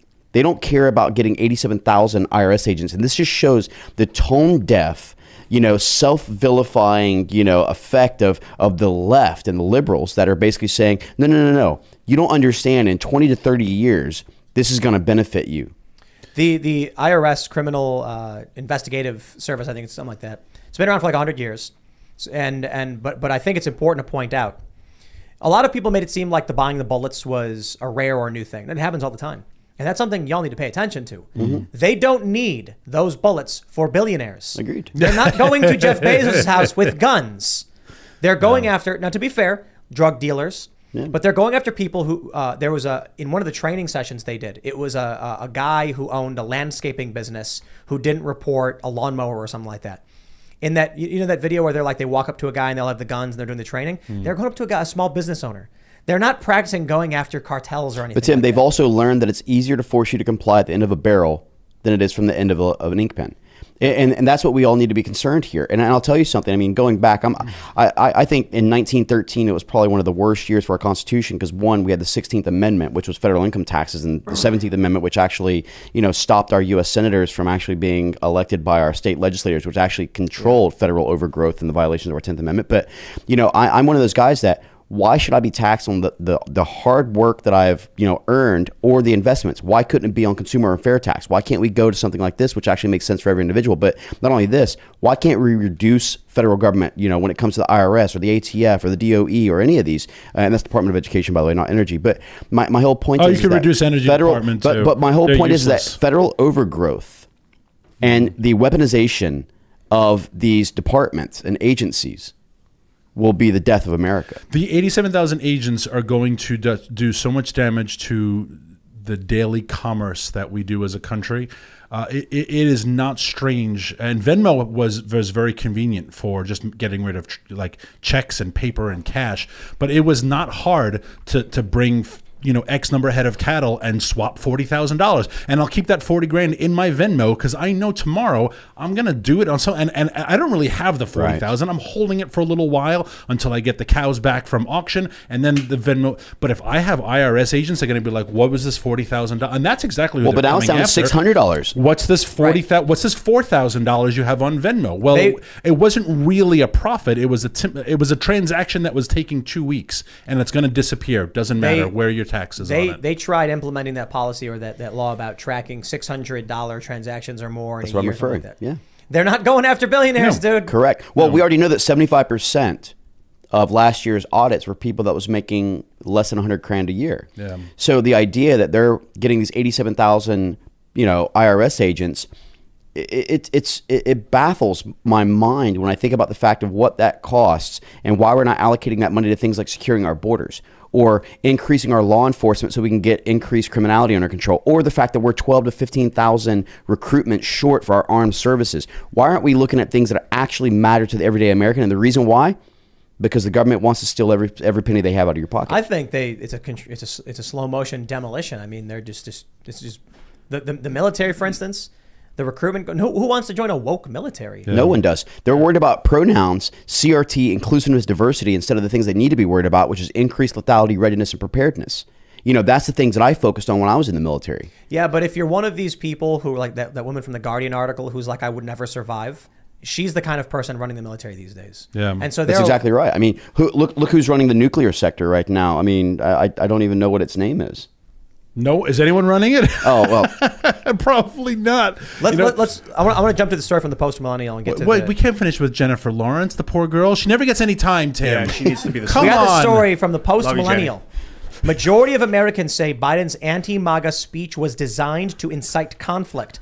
The poll found that 56.8% of likely general election voters said that Biden's speech represents a dangerous escalation in rhetoric and is designed to incite conflict amongst Americans. The Babylon Bees had their best night ever with their 30 Biden kicked out of Austrian art school. Yeah. Biden issues non-aggression pact with Poland. I genuinely spit out laughing when I saw that headline pop up. It was I had to watch that speech because I did a bunch of radio and TV on it later on that night, and that was just some crazy Biden comes stuff. out and he's like, I'm the president and I hate half this country. And then the next day they're like, why were you talking about Trump supporters that way? He's like, I was not wasn't. talking about Trump supporters. Yeah. Then he comes out and the policies proposed by these people are a threat. Dude, it is that people fall for this or they lie. It is insane. Pandering to the base is gutting the Democrats. And it's backfiring already. 56.8%, they don't like it. Independent voters, they don't like it. You're not going to win with just getting Democrats. You got to. Well, and especially when you ran as being the unifier and you became the divider in chief. Yeah. I mean, that's really what's taken place here. And so we have to understand the fact that what they're looking at, and when you're seeing headlines like this where they're thinking, oh, this is to incite conflict. Well, that's because they thought that the whole January 6th incident was actually good for them politically. And they're trying to, basically utilize that to try and advance them and stop the red wave from coming in. But, look, we have to identify for what it is. I mean, this is literally him calling half of the nation extremist. You know what that speech reminded me of? Especially an 80s or early 90s movie where there's some bad thing happening and finally someone stands up in the high school gym and they give this speech and all the bad guys put their head down and realize they're wrong, and then finally someone courageously starts the slow clap and everyone's like, yes, and justice is served. That speech to me sounds like it was written by a 26-year-old kid who was a poli-sci major who really thinks that if I just lay it out like this, all those Trump supporters are going to sit there at home and say, you know what, guys? I think they're right. I think it was written by a child. But they didn't identify. But they never did actually say what it was that we as America First candidates actually, or Americans, are actually about. They didn't identify. No. I mean, the people they described was their own followers. Well, and the thing that cracked me up is that after the speech of calling us all these names, was one of his last lines was how we have to start seeing each other as fellow Americans. And I thought, did you just not listen to the things you read off the teleprompter for the last 20 minutes? It really was, whoever his speechwriters are, and boy, this White House has struggled with speechwriters, none more than Kamala's, of course. But it really was it was a very immature speech. It sounded like that speech that a kid wants to give to their mom because mom didn't let me. That it was just a childish, immature, petty, petulant speech. It was embarrassing, quite frankly. Was it written? I didn't see him reading off a prompter or any notes. There's no way that he rambled on that long without. No, absolutely not. Did he have multiple monitors around the room? A lot of times they have these see-through monitors that are at a distance that you can't see because of the camera angles, and they're looking at the back shots. But he's sitting here. When he's going left to right, it's because there's usually two prompters that are up there that are clear that actually have everything up there. Do you really think He can't- Joe no, Biden could remember his keep a name. continuous thought for more than 30 seconds I where he didn't says know. vanilla or chocolate ice cream? Remember I that? don't think so, Remember no. the Maybe if Simpsons he's on episode? Shaking hands with. Remember the Simpsons episode where Homer's like, "You have my undivided attention," and then it zooms into his brain, and it's like a turtle playing like Old MacDonald or whatever, like banging on his chest. That's what I imagine with Biden. If I'd taken this poll here, I would have said that it seemed like the speech was intended to divide and incite. Maybe, I don't know if incite conflict, divide, because of the red background. Correct. Blood red background. You see the wide shot, there's also all this blue, and there's just this little segment. But all the media apparatus that wanted to record it had just pure red background. Can I just say Well, one red, no red one- is no- the no one's agitation gonna do a color. big But wide can I shot. just say one thing, though, whether it's Republican or Democrat, one of the things that disgusts me as, prior military and combat veteran, we have to stop utilizing our military for backdrop props. This is something that just shows absolute disrespect, because the thing that you have to understand is that when you serve in the military, you serve a commander in chief, and we don't think of this as it is an apolitical thing for us. And the fact that the left and the right, try and utilize the military as a political backdrop really needs to stop. I think it's illegal to a campaign with military present. Is that someone was telling It's a me violation of campaign rules that military and also like even police and Hatch fire Act. in their uniform, they're not allowed but to. not the in their president. personal capacity. The president is allowed to. The president and vice president are allowed to campaign. If The military can't do politics. Yes, but that's why they say this was not a campaign speech. This was a presidential speech. Again, deep concern for fossil fuel use. We had to fly to Philadelphia. No fossil fuels to light up Independence Hall. Right? Why couldn't he have given the speech from the Oval? Right? I don't know why, and this is something I've asked before on other shows. Ever since Reagan, really, and maybe a little bit Clinton, presidents don't use the Oval anymore. Right? Ronald Reagan addressed everyone from the Oval on the regular when he gave a speech. And I don't know why, what's changed, but presidents don't speak. Is there a more presidential backdrop Joe Biden. than the Resolute desk? I know what Joe you're Biden had a soundstage built. Of the Oval they have Office. that weird room where they do. Why do you need a fake prop? Well, I think for that one was obvious because it was the back window was a TV screen, and so they could pre-record what they needed to send it out, so they didn't have to worry about Biden. Well, but President Trump did, I would say 90%, unless he was actually on an official delegation or a visit or thing like that. I mean, he did it from either the Rose Garden or he did it from the White House. Or he liked the East Room very Correct. much, and he liked the Rose Garden. But I'm always fascinated that we don't do more things. He did. Obviously, there's always like diplomats, etc., and pressers in the Oval. But this was for theatrics. That's what this is for the Biden administration. It's about political rhetoric, theatrics, and trying to assuage every other American from looking at what's really going on in America. Yeah, and this was obviously produced. There are advanced teams that put these together. Josh, if you're still watching, he paid for most of them, right? I mean, I know people who do this for a living. Maybe Jennifer Lawrence did this on her part-time. Well, someone had to decide this is the backdrop. Imagine if Independence Hall was just lit up bright white. And just light. And he gave out and he said, the Constitution was written here and we are one America. And I know we have a lot of division, but we can come together and stop the division. And I want to hear from you. He could have given a speech that even his greatest detractors would say, I hate the guy, but you know what? I can't disagree with that speech. Who orchestrated this to say, like, this is the backdrop, this is the rhetoric, this is the tone, this is the clenched fists? But according face. to the left, though, they said that Biden has been too soft and too polite and too nice. And he's, again, to quote something that Tim talked about earlier, which is that this is pandering to the left. This is continuing to try and go ahead and buy into this rhetoric that this is somehow going to prevent a red wave. And actually, if he would have gone with the idea that you had, that would have probably actually swayed more NPAs to the left than it would have actually pushed them to the right. So Independence 2-1. That's if you are running his campaign right now, he could have came out and that keeps you up at night the way Jennifer Lawrence has Tucker Carlson nightmares. Independent voters are your nightmare. I think if he had come out, well, people disagree. If he had come out and he pardoned January 6th supporters, the left would be forced to agree with him. You laugh, but that's actually not. That's actually a great idea. The idea of him doing it, I love the idea. It should have happened a long time ago. If you wanted to talk about being a unifier, and again, stop trying to look at the political imprisonment of these individuals like Jeremy Brown, who's in Pinellas County Jail, who still has no charges levied against him, former Special Forces, former Ranger, who literally has no charges levied against him and never entered the Capitol but has been in prison this entire time. I mean, These are the types of people that we need to be fighting for. I could say this without hesitation. If Joe Biden came out and pardoned all the people from January 6th, and he called for an end to the hearings and said, we have to move past it, he would guarantee his reelection in 2024. When you pardon someone, is it a general pardon? Like I pardon you for every crime you've ever committed? No, just for the one specific, but that is it. So, right? some there's argue- not just expunged from the record. You know, at any level of the judiciary, no one can bring up charges. they No one would- can. That's it. It is done. They would lose It the is far done. left and the hard left. They would. They would. The moderates they'd gain.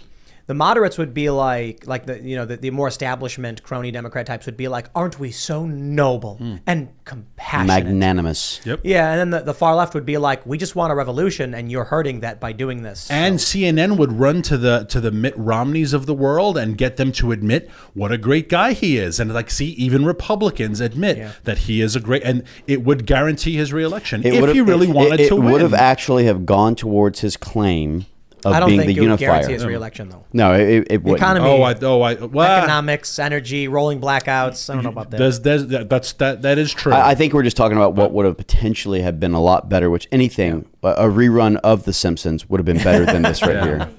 It's like the military, the Marines come out, they play the song, and then they wheel out a TV and just put a TV up, and it plays an episode of The Simpsons. And that would have probably had a better rating than this. This felt like Do you approve of the rerun of The Simpsons Biden played? Yeah, actually, we all 70%. Yeah, we all really enjoyed it. they were like anticipating a fall of the economy's crumbling as in the okay, we're going to need to blame somebody in the future, so let's plant the seeds now. They've done the MAGA stuff as the seeds are planted. Now, if shit really hits the fan, we got a villain that we can pin it on. It's very Nazi Germany what they do with the Jews. That's what it felt like to me. It is, and when you have 40-year high record inflation, when you have 40-year high, 30-year high energy prices, when you have You're threatening to disarm Americans. you are literally in a recession, regardless of how we determine the new definition is. We are literally in a recession. When you look at all the economic indicators of the suffering the American families and blue collar and working class Americans are feeling, there is no reason why this guy should be in office. So what do? You find a scapegoat, and if it was the Jews in Nazi Germany, and now it's the MAGA. You're absolutely right, because I can't run on the fact that oil prices and energy prices and food prices are at record high, and talking about the upcoming depression, they're going to get much worse because winter hasn't even kicked in yet. We haven't even harvested the wheat yet. Let's jump to the story from USA 9. Cory Griffin barred from public office for insurrectionary conduct. A New Mexico judge ruled Cory Griffin was disqualified from holding office under Section 3 of the 14th Amendment. So they finally got one. They have been trying, Democrats, to get people barred from holding office under the 14th Amendment for being insurrection, for insurrection, and now a judge has actually done it, is barring him from office. I think they're removing him, right? In a judgment issued Tuesday morning, New Mexico District Court Judge Francis J. Matthew ruled Griffin was permanently enjoined and prohibited from seeking or holding any federal or state position, as defined by the 14th Amendment to the U.S. Constitution. That includes his current position as a commissioner in Otero County, New Mexico, the judge wrote. This is crazy stuff. Well, this had nothing to do, and again, I think they need to understand what insurrection actually means. But go back to what he actually did. He was the founder of Cowboys for Trump. And that's really what this is about. This is continual witch hunt and going after Trump, MAGA. You're seeing this in every single thing that's playing out. And it's really about what President Trump told us a long time ago, which is that they're not after me, they're after you, I'm just in the way. Yep.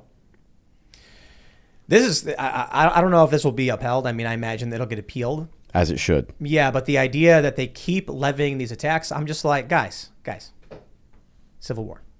Come on. They're not trying to win elections now with stuff like this. They're just trying to find a judge who's willing to bang a gavel and say, okay, fine, we removed him. They tried doing it to Marjorie Taylor Greene. That's right. They tried doing it to Madison Cawthorn. Who else did they go after on this one? Obviously. Well, and they were successful with the establishment's help of eliminating Madison. But that was through the primary. 100%. They primaried him out. I'm talking about when you can't even win a primary, they go to a judge and say, just bang your gavel and say he can't be in office. And the judge went, okay.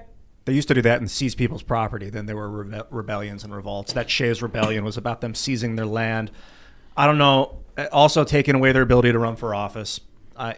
Man, it doesn't feel right. So I'll tell you one of the things that I probably have people who disagree with me on this, but it's like I talk about, my mom and dad, they both have, a very colorful past, and they've committed mistakes, and they've had felony because of drug use and all the other things like this. But, denying people who are felons from their right to vote, you're essentially eliminating their voice. And I just don't agree with this. It's like the idea that, I have two children. I have a 17 and 7-year-old. And, it's like my 7-year-old doing something wrong. And then after I give him his punishment, me carrying that for the rest of his life. I mean, that's really what it feels like. And, this is the type of thing that I just really push back against, where you're continually, basically levied as a criminal as a result of a single crime, no matter what your actual punishment was, and the elimination of your voice or the banging of a gavel ending your capabilities to serve our nation. I mean, at some stage, we have to start looking at our justice system and how that works. Can they stop people from running for local elections too with this stuff?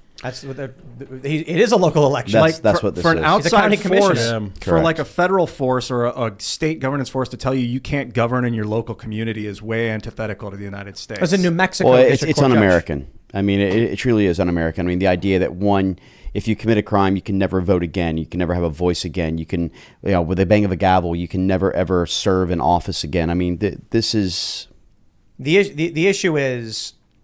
This was a really stupid article in section in the 14th Amendment because it was obvious, and I suppose the founding fathers of the foresight, but 80 years later they did not so much. It's obvious that how do you define insurrection against the government? Yeah, right. George Washington waged an insurrection against the king. The point is, happy insurrectionist. Is January 6th George. an insurrection?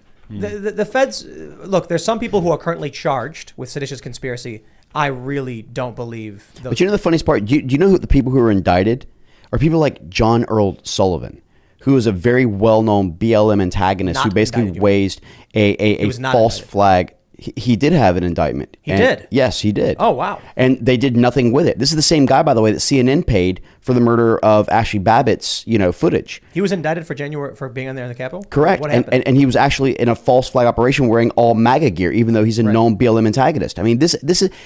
We have to really start understanding either we're moving past this or we're going to do a proper, not this nonsense J6 unselect committee where they wouldn't even allow true patriots in a bipartisan fashion like Congressman Jim Jordan or Congressman Jim Banks to sit on this. They picked the other two Democrats, Kinzinger and Cheney, who are both gone now. But the whole point is that, we need proper justice. We need real investigations. There is no doubt in my mind that there's a false flag operation. There's no doubt in my mind that there was some type of an FBI kind of insider, deal going on here. I mean, we have to start looking at this and really investigate. If we're going to investigate this, investigate it the real way, not from a partisan political witch hunt, but from a real, we want to get the answers. You got to win. But even that's partisan. Republicans got to win in November. And then not only do they have to win, but you have to win leverage over the, establishment Republican types who are going to just sit on their hands and go, well, hold up there. Well, and what's funny about this case compared to someone else? So this guy, we'll stick with him forever, can't run for office. He's an insurrectionist. But if you were in Kenosha that night and you burnt down 15 stores and you looted stuff and you can run for office and you can just say you were out there protesting. And this is exactly what I talked about one time. You were a protester at that because you believe deeply in these issues and Black Lives Matter, etc. Well, it's mostly peaceful protests. Yeah, and so one guy is an insurrectionist and who walked through the Capitol building, again, obeying those red velvet ropes. We talked to the podium guy. I know it was a lectern. That was great. But everyone calls him podium guy. And his story, it's like he's a dude who walked into a building befuddled and kind of ignorantly and then moved a thing and went to prison for it.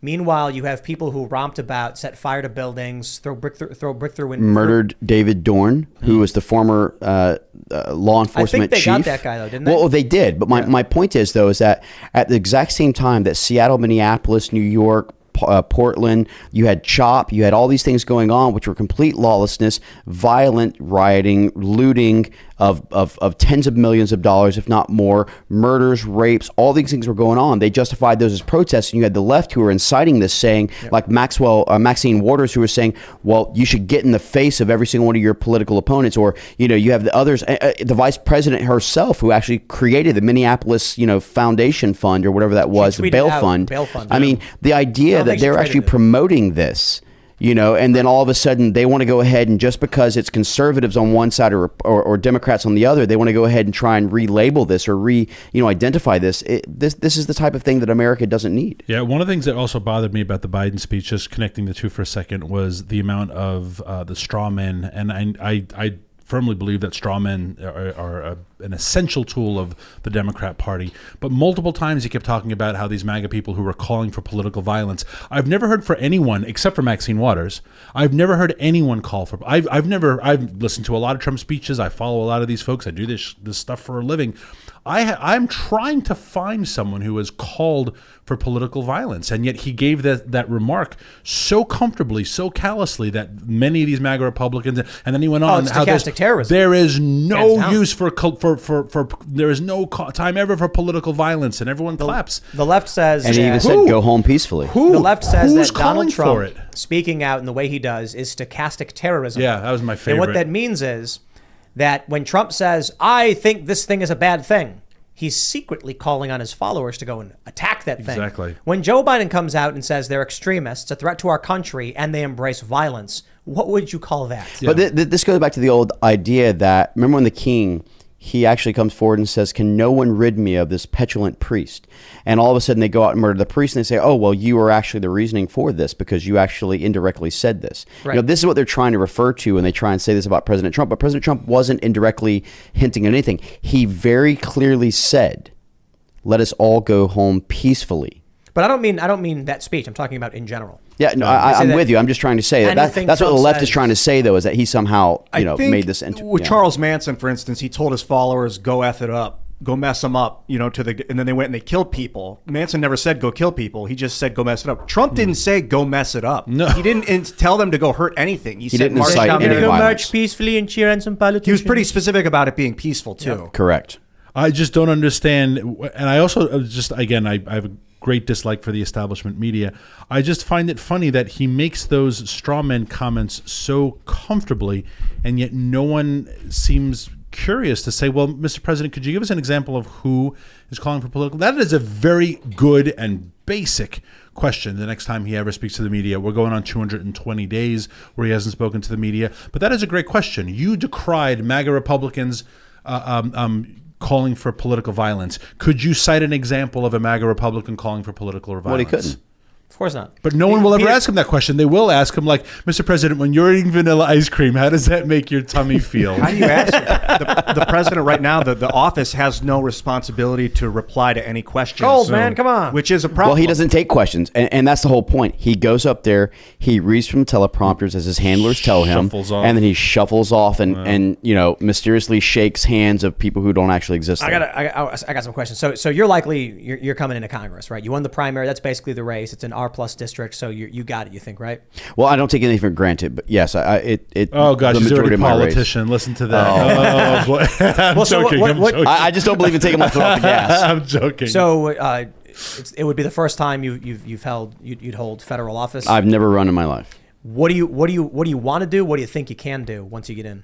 Well, I want to bring awareness to the real issues. I want to actually bring real solutions to things. I want to understand the fact that the America First agenda doesn't make you a racist or a xenophobe when you just want to secure your borders, protect your children, get our military back to its original strength, stop these endless wars, stop looking at the insider trading that's going on within politics, call balls and strikes on both sides. I mean, look, we have to understand that the deep state and swamp, whether that's left or right, are all involved. And we know this. We have to stop the corruption. We have to actually identify what the corruption is. That's why, in mind, very much like President Trump, like I'm donating 100% of my salary back into my actual district selected by my constituents to a woman, child, or veteran charity. The other thing is that myself, my wife, and anyone who wants to work in my office cannot buy, sell, and trade stocks while we're in office. This is not about political enrichment. This is about serving the people. And no one understands about serving the people more than the actual military who went out and was willing to die when they swore that oath. And our oath doesn't expire just because we take off that uniform.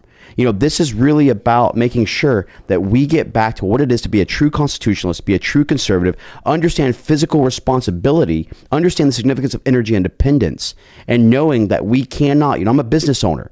I am about job creation. And guess what? Government doesn't create jobs. They stifle, they overregulate, and they actually prevent jobs. We need to empower the private sector. We need to understand the 10th Amendment and understanding state and individual rights. These are the things that I stand for. And at the end of the day, I'm an employee of the 7th District of Florida.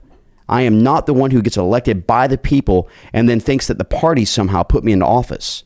So I'm all about, and I have a couple of bills that I want to pass in my first 100 days. And one of the bills that I really like is called the Publishing House Bill. One of the things I want to look at is that I don't believe in impeding upon state rights. And Governor Ron DeSantis has done the K through right parental rights bill, which I think is phenomenal.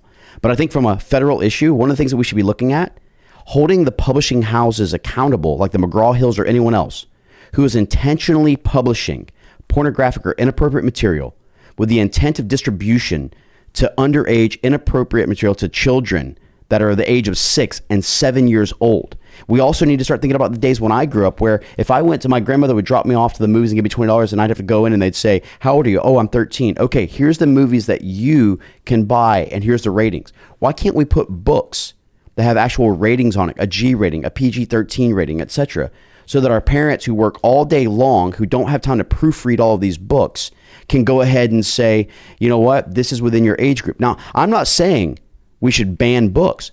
You can publish as many books as you want, but I am saying that you should not and cannot basically distribute these to an actual underage or youth in our libraries. And if you do, it should be a felonious offense. You should register as a sex predator for the rest of your life. Are you talking about imagery, or are you talking about both? Descriptors. So I have, and it doesn't matter even if you try and make it an anime or you're trying to make it a cartoon. I mean, look at Genderqueer, for example, which actually shows oral sex, and that's supposed to be third grade appropriate. If they're describing it, that would be like, you don't want like even textual descriptions. But my whole point is that whether you actually write it in text or you actually show it in, you know, the figure, it's the exact same thing. So my question is, there are parts of the Bible that are explicit and talk about sex.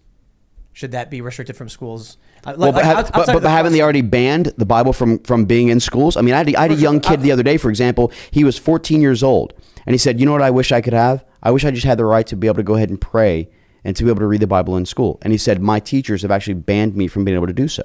Outside of the fact that they already do, for the most part, restrict Bibles, do you think that in the same context, the Bible would be inappropriate for young kids to read?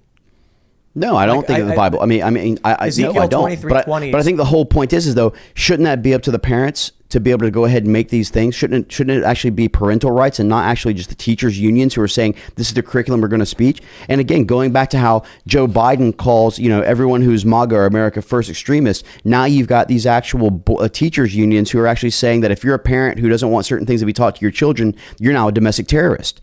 I mean, this is the type of thing, and you know, this is only one of many bills. I mean, one of the biggest bills I want to look at right now is the banning of, you know, purchase by foreigners to, you know, buy up our farmlands, especially China. I mean, this is something that's really important to me because we have to understand this economic resource warfare and the fact that our farmlands and our actual, you know, residences are being bought up by China, Russia, and other nations who are trying to stop affordability and availability of housing, who are trying to prevent the actual, you know, growth of our actual domestic products when it comes to our agricultural sector, things like this. I mean, there's a law, and Indiana just passed this law actually last year where they actually ban foreign ownership of their farmlands. You know, there's so many things that we have to write on this ship, and that's, you know, part of the reason why I'm running is to try and make sure that we're prioritizing America over foreigners, American energy over foreign oil, our borders over Ukrainian borders, our veterans over illegals, and our children over teachers' unions. If you could give a congressman something, I don't know. Well, I just want to wrap up that point on the explicit nature of, you know, explicit depictions in the Bible. The meme verse is Ezekiel 23:20 that talks about the size of the man that the woman liked and the emissions of the man and things like that. And I think, you know, my view on it is, parents should be absolutely, especially with the Bible, like teaching their kids about what they find to be appropriate. And the issue with the schools is they're keeping it a secret from the parents. Well, but Sunday school taught something totally different than what you learned when you were. So I can remember going to school, for example, or going to when I was younger, Sunday school, where my grandparents would go into the main hall, and then we kind of went into the children's area, and we would learn things like David and Goliath, or exactly. You know, it should be up to the parent when their actual child are taught these things. I mean, that's the whole point of the birds and the bees story. It should be taught by the parents. It should never be taught. When I grew up, look, there is no. I hate when people say there's an over sexualization of children. No, there should be no sexualization of children. That should be left up to the parental rights. That should be left up to the actual parents on when they feel that their children are ready to hear certain things. This is why, for example, that when I would deploy to combat, I wouldn't explain what my job is or what I've done in war to my wife the same way I would explain to my 6-year-old, for example. Yeah. You know, there's a time in And choosing the issue of this. is when the teacher does without your consent or knowledge and keeps it a secret and says, don't tell your parents. Like if a teacher went to a kid and said, you know, your father is a murderer and he goes around and he does this, that, or otherwise, and they don't tell your parents I told you this, it's a problem. The parents have a right to know. So anyway, I ask because I think, you know, for some of this material that they want to show kids, yeah, when the parents deem it appropriate at their discretion, not the schools doing it in secret and keeping it from the parents, be it any kind of explicit depiction. See, and I think that we shouldn't even have this in the school system, because then no matter how woke the teacher is, they don't have the materials in the schools to actually teach from to begin with. And that's why I looked at the publishing house bills for that exact reason. But I mean, you know, again, that's why I asked the question. Like, do you think the Bible should be out of public schools? I don't actually. But then the Bible has depictions in it as well. No, understood. But it should be one of those things where I think that the individual parent should have a right to be able, again, I go back to what I was talking about with the Sunday school versus sitting in the actual main hall. You know, yeah, but you then learn you're two different saying things. Other materials that are like woke or whatever. I'm not telling you that should be taught by the teachers. But should that be available for students if they wanted to go and, you know, read the Bible during their library time or whatever the case may be? Why shouldn't it be? I think the Bible is also sometimes, there are parts of the Bible that are age appropriate, right? There are some explicit parts of the Bible. That doesn't mean you ban the book, but that doesn't mean you have to teach it to the 5-year-olds. Even right, you know, right. we don't, you know, but the 5-year-olds know that Jesus carried the cross, but they don't have to watch the Passion of the Christ. Right? I mean, like you can get the point across without having to get into you know, the nail actually went through. Like, whoa, the kid's 5. If the parents say, I would like this teacher to teach my child about the Bible, which includes all of it in terms, you know, we can edit selective parts out. There's nothing wrong with that. Well, then the same would because be true, the kid's not appropriate. The same would be true for it's not appropriate. You know, explorations of, you know, like I don't want to say explicitly genderqueer because there's questions about ideology, but a book that includes, you know, coming of age sexual discussions, you could argue it should be available for the teachers, but they should avoid those topics unless the parents consent, right? Like they can read around it and say, I'm going to read to you about Billy going for a joyride in his dad's car. It was a problem. Or the story of Johnny who fought his bully. Yeah. But we're not going to read the part where Billy goes on his first date. Because then every kid in the class is going to be like, we got to get the first date part. It's all about that first date part. I don't understand the moral difference then between allowing them to just grab the Bible and laugh and point to the depictions of the horse-sized male girth. You know what I mean? Can you show me where in the Bible that actually is? Ezekiel 23:20 is no, but my point is that there is no actual like photo of these types of things. That's why I asked you if textual text depictions were. Well, I think that definitely has to do with something when it comes to age group. Obviously, I mean, I don't see that many second graders running to the Bible, you know, unfortunately. But I mean, when you talk about when second graders, I don't know, but here's my point though. we did when I was a kid. Everybody grabbed it and pointed but my reason in saying that is that when you have something which is like genderqueer, for example, which is in cartoon fashion. Right. You are actually building that with the idea of trying to encourage some of the youth to be able to go and at least look at the photos of these things that are going on. That's imagery why I'm is asking dangerous because imagery is very dangerous. A 3-year-old can see the imagery. Yes, I agree with that. You don't right, which is why I'm asking if like textual depictions are, you know, comparable to image. But I think it's fairly obvious images can be substantially worse. Correct. I'm also curious as to what the lesson is that the teacher is trying to get across. Like, and I feel gross. I'm not going to lie. It feels like you're committing a crime. But I have seen, because I have friends who are involved in this movement as well. I have seen some of these 3rd and 4th grade primers and seen the imagery and read the story, and I'm like, what the hell class is this? Like, what is the purpose? Yeah. The purpose of this story is to teach 4-year-old. It's not based on curriculum. Sorry. We're back on Super Chats. We got to go to Super Chats. Smash the like button, subscribe to this channel, would you kindly, if you haven't already, and head over to timcast.com. We're going to have a members-only segment coming up at about 11 p.m. Let's get to the Super Chats. Tyler Turducken says, Tim, I'm non-binary. My pronouns are ultra and MAGA.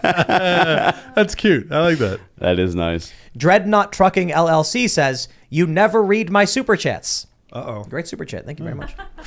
Good one. All right. Let's see. Johnny Atchison says, I was one of the 30-year-old Johns you mentioned earlier today, Tim. Thanks for the shout-out. I was talking about demographics with like the independent voters and how independent voters 2-1 don't like Joe Biden. And 18 to 34-year-olds have, I think, the highest disapproval of Joe Biden for age group. Like among the different, that's crazy. Wow. And so then I was like, that's us. I was like, right now, you at home, you're a 30-year-old guy named John or Bill or something. So there you go. He was John. He was John. That's right. That was you, John Etchison. I was specifically referring to you. Saw your post on Facebook. I'm like, that guy. I'm going to shout him out. He's like one of the last guys named John. I thought all 30-year-olds now are called like Preston and Bookcase and Bookcase. you know, Apple. like exactly John. Crime guy. Yes. Yeah, they like who named their kid Crime Fighter? Someone did. I'm not kidding. I think it might have been Penn Jillette or something like that. Someone oppressed like Jennifer Lawrence. I'm no, sure. I think it might be like Penn Jillette or something like that. Look it up. I want to find out. Crime guy. I've never heard of this, Named actually. child Crime Fighter. Look it up. Apple was Gwen Stefani's kid. Apple. Yeah. Diego Diaz says Argentina got a woke government and now 4 out of 10 kids can't have 3 meals a day. I'm from South America and here people are rejecting woke ideology now that we see the misery it brings along. Good. I can't find it. I can't find it. Animo Argentina. You can't look up Crime fighter? Named child crime fighter. Yeah, crime fighter named. Named child crime fighter. Come on. I put crime fighter kid. Didn't work. You didn't type in named child crime fighter? 1900 Argentina was crushing America in GDP. Yeah, Penn Jillette. Penn Jillette. It was Moxie Crime Fighter is the kid's Moxie name. Crime Fighter. Moxie There you Crime go. Fighter. All right. All right. Michael Riley says, "Hey Tim, really enjoyed your show. I just started listening a bit ago. My friend suggested it, and it's pretty enlightening. Have also said sometimes you help with pet surgeries. You mean like shouting out GoFundMe? I mean that's when people super chatted, I guess." Jamie W says, Altoona, PA here. We were hanging out there a few months ago at the skate park. Just bought several acres on the top of a mountain. Designing the bardominium now. The need for homesteading and self-sufficiency has never been greater. Ian, love you, bruh. Love you too. You just got to get rabbit traps, you know? Rabbits free food. You just can't sustain yourself off of it. I've been Correct. this all show. You I've actually been get thinking protein poisoning as a result of it. However, there is a trick to that, which is that if you actually put the bones over the fire and you can actually crunch the bones, there is enough marrow to give you fat. Oh hell yeah! Look at this So guy. just FYI. Secrets. Huh? What's up with thermal deep earth drilling? Like, is that potential energy source in the future? The steam heat produced by the Yeah, underground? I mean it's like geothermal energy on steroids. Again, great idea in theory. Let it work and let it actually prove its concept before we start closing. And go any back more to what coal you said, which plants. is not government funded, but Yeah. investor funded, so we can actually make sure that we have a white paper and testing to make sure it's sustainable energy.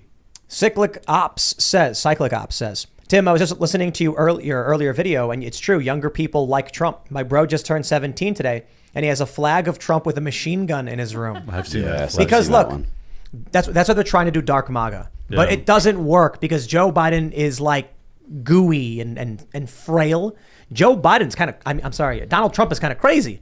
So Donald Trump as this meme riding a tank with like machine guns or on a velociraptor makes you laugh because it's like, Look, he's a I'll crazy go back to guy. my age group. You know, you got Donald Trump, who would be like the He-Man, and you have Biden, who in his last speech looked like Skeletor. You know, he's We like need this. someone needs to make like a Trump anime. I've seen like the manga where they've made jokes about like you need like a legitimate like Donald Trump anime style like Dragon Ball Z kind of fight. He's like, I have the power, and then he becomes muscular. I want to That'd be see hot. someone make Donald an Do you, anime do, of do you Donald Trump remember going Super on Saiyan. MTV they used to do like the celebrity death match? Yeah. There you That go. claymation stuff. Yes. Yeah, that was awesome. Can Melania be like the scantily clad, like clutching his leg, like all those How cartoons? dare you talk back about in our the- first lady this way? Baron, dude. Baron's with gonna be the with hero. a sword? You know, she's got a sword over her. I think what a big part of the reason why people love Trump is because they see the reaction that people have to it, and that they're getting freaked out, and then it gives them a sense of empowerment to know that they're contributing to someone else's emotions. Yeah. You know, they want to be relevant. That's kind of an unfortunate But I mean, way to go. the thing that people got attracted to as well is that President actually, and this sounds bizarre given his success and his the fact that he is a billionaire, but he related to the everyday American people and he fought for them. And that's really what drew people, and that's really what changed the conservative movement from being that wine and cheese to the beer and blue jeans party. I think courage is also attractive. Look at Joe Rogan. Look at this podcast. That's right. People who are courageous and say things and they know they're going to get in trouble and people try to cancel them and they keep saying it. That attracts people. That is true. Courage kinda- is attractive. But it's also kind of, you know, I feel like courage is facing down your fear and trying to get the job done. But I feel like, you know, I've been talking to a lot of people about how scared, say, like celebrities are. You know, they secretly support you. They don't like the woke stuff, but they won't speak out. And I'm like, courage would be them speaking out. That's Clint Eastwood. But I kind of feel like, for me, it's more indifference. Just like, what are they going to do? I don't care. I don't care about them. I have no fear of these woke lunatics, like talking crap about me. You know what I mean? Well, I mean, look at your response to getting swatted once or twice or 17 times. 10. Right? That is supposed to silence you. And look at the way this Just like it happened to Marjorie Taylor Greene. Look at the way this organization responded to it. And now Steve Bannon. And if you had like, hey, we shouldn't do this anymore, guys. It's dangerous. Right? I'm just saying, like, I don't think this podcast for me would be courage. I'm not facing down any. I don't fear what they do. Like I'm trying to say, like, there are a lot of people who have jobs that are very. They require relationships. There are people who work in the music industry. There are people who work in these industries where they will lose everything if they speak out. That's courage when they do. For us, like, we exist in an ecosystem where we've never had to worry about that. So I think the people who are actually coming out. Wait till the 87,000 IRS agents get fielded. Well, but like at this point, can I really be scared of what is projected to come? You know what I mean? Like, I don't know, man. Look, I'm always encouraged. I'm always encouraged by people who are willing to speak the truth, regardless of what's actually going to come as a result of it. And that for me is still courage, because sometimes it's the fear of the unknown as well. A lot of people, they'll say things not knowing what potentially could come from it. And I just like the fact that Americans as a whole, we need to stop being the silent majority. We need to actually start speaking up. We need to understand that our civic duties and our civic rights are something that's important to us. And we need to start electing real statesmen, not just the everyday politician. And again, if we want to change the cycle, you have to do that by electing people in office who actually speak for you. Right. Noah Zork says, Texas native, javelinas travel in packs up to the high 20s. They're as smart as dogs and break open doors and containers all the time with teamwork. That's so cool. That's great. Are they poor sign? They're pig people. They're in the pig family. Are they little pigs, or are they like little pigs. Or are they like rats? Are they Did rodents? you not see that photo? That is clearly a pig. Yeah. Tusks, yeah. Javelinas. So they're pigs or What a something. wacky little animal you have in Texas. Texas has lots of weird. I think they're in Arizona too. And Arizona. Peccaries. Speakeasy official says, if the apocalypse is coming, you'll need a band to put in some work for you at Timcast Records. We are Speakeasy. We'd love to work with a cool record label that is doing something new. It's awesome. Well, we'll figure it out. We've been having, so the best news is, there's good news and bad news. I don't know exactly what's going on. The Billboard charts usually come out Tuesday, but there's a Monday holiday. And it's sounding like they aren't going to count our YouTube traffic, which means we basically just get bumped, which is insane. Because look, we have a YouTube audience, so obviously YouTube is where we got massive play. We sold 12,520 something singles, which is like really great for an initial release. We are on a bunch of charts. I don't know to what degree, but the strange thing is also Will of the People actually charted as well, which is like a 2-year-old song because people were buying that.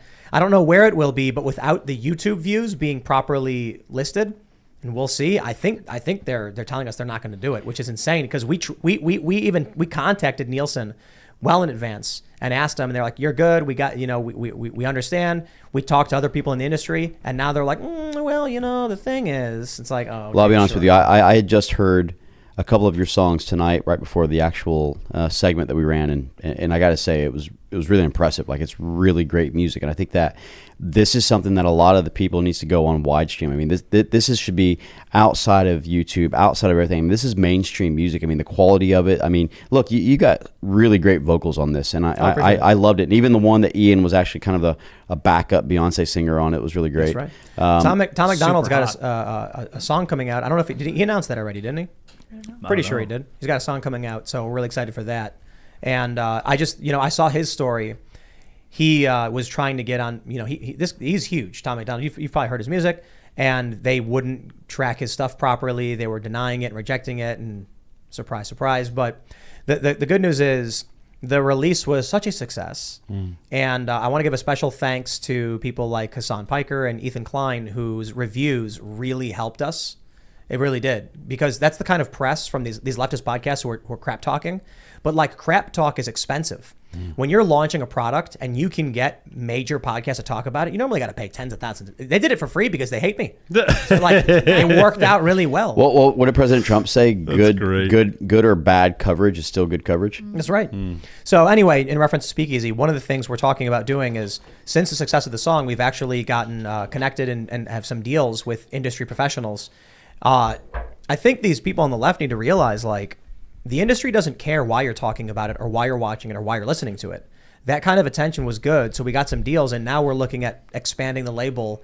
So it looks like a big success, and we're going to be signing some bands and then recording some music. Obviously, we're going to be starting with the music we have in-house, and then we're going to be looking to, maybe people like bands like Speakeasy or whatever. So appreciate all the support, guys. We'll see if they actually decide to count the YouTube views, which is substantial. 1.7 million. We'll That's see. awesome. We'll see. Decide Thought says, back in 2012, I chose to live in the wilderness and walk from California to Florida. Did it to make sure I could survive in the worst case scenario. 13 months, best time of my life. That sounds awesome. Wow.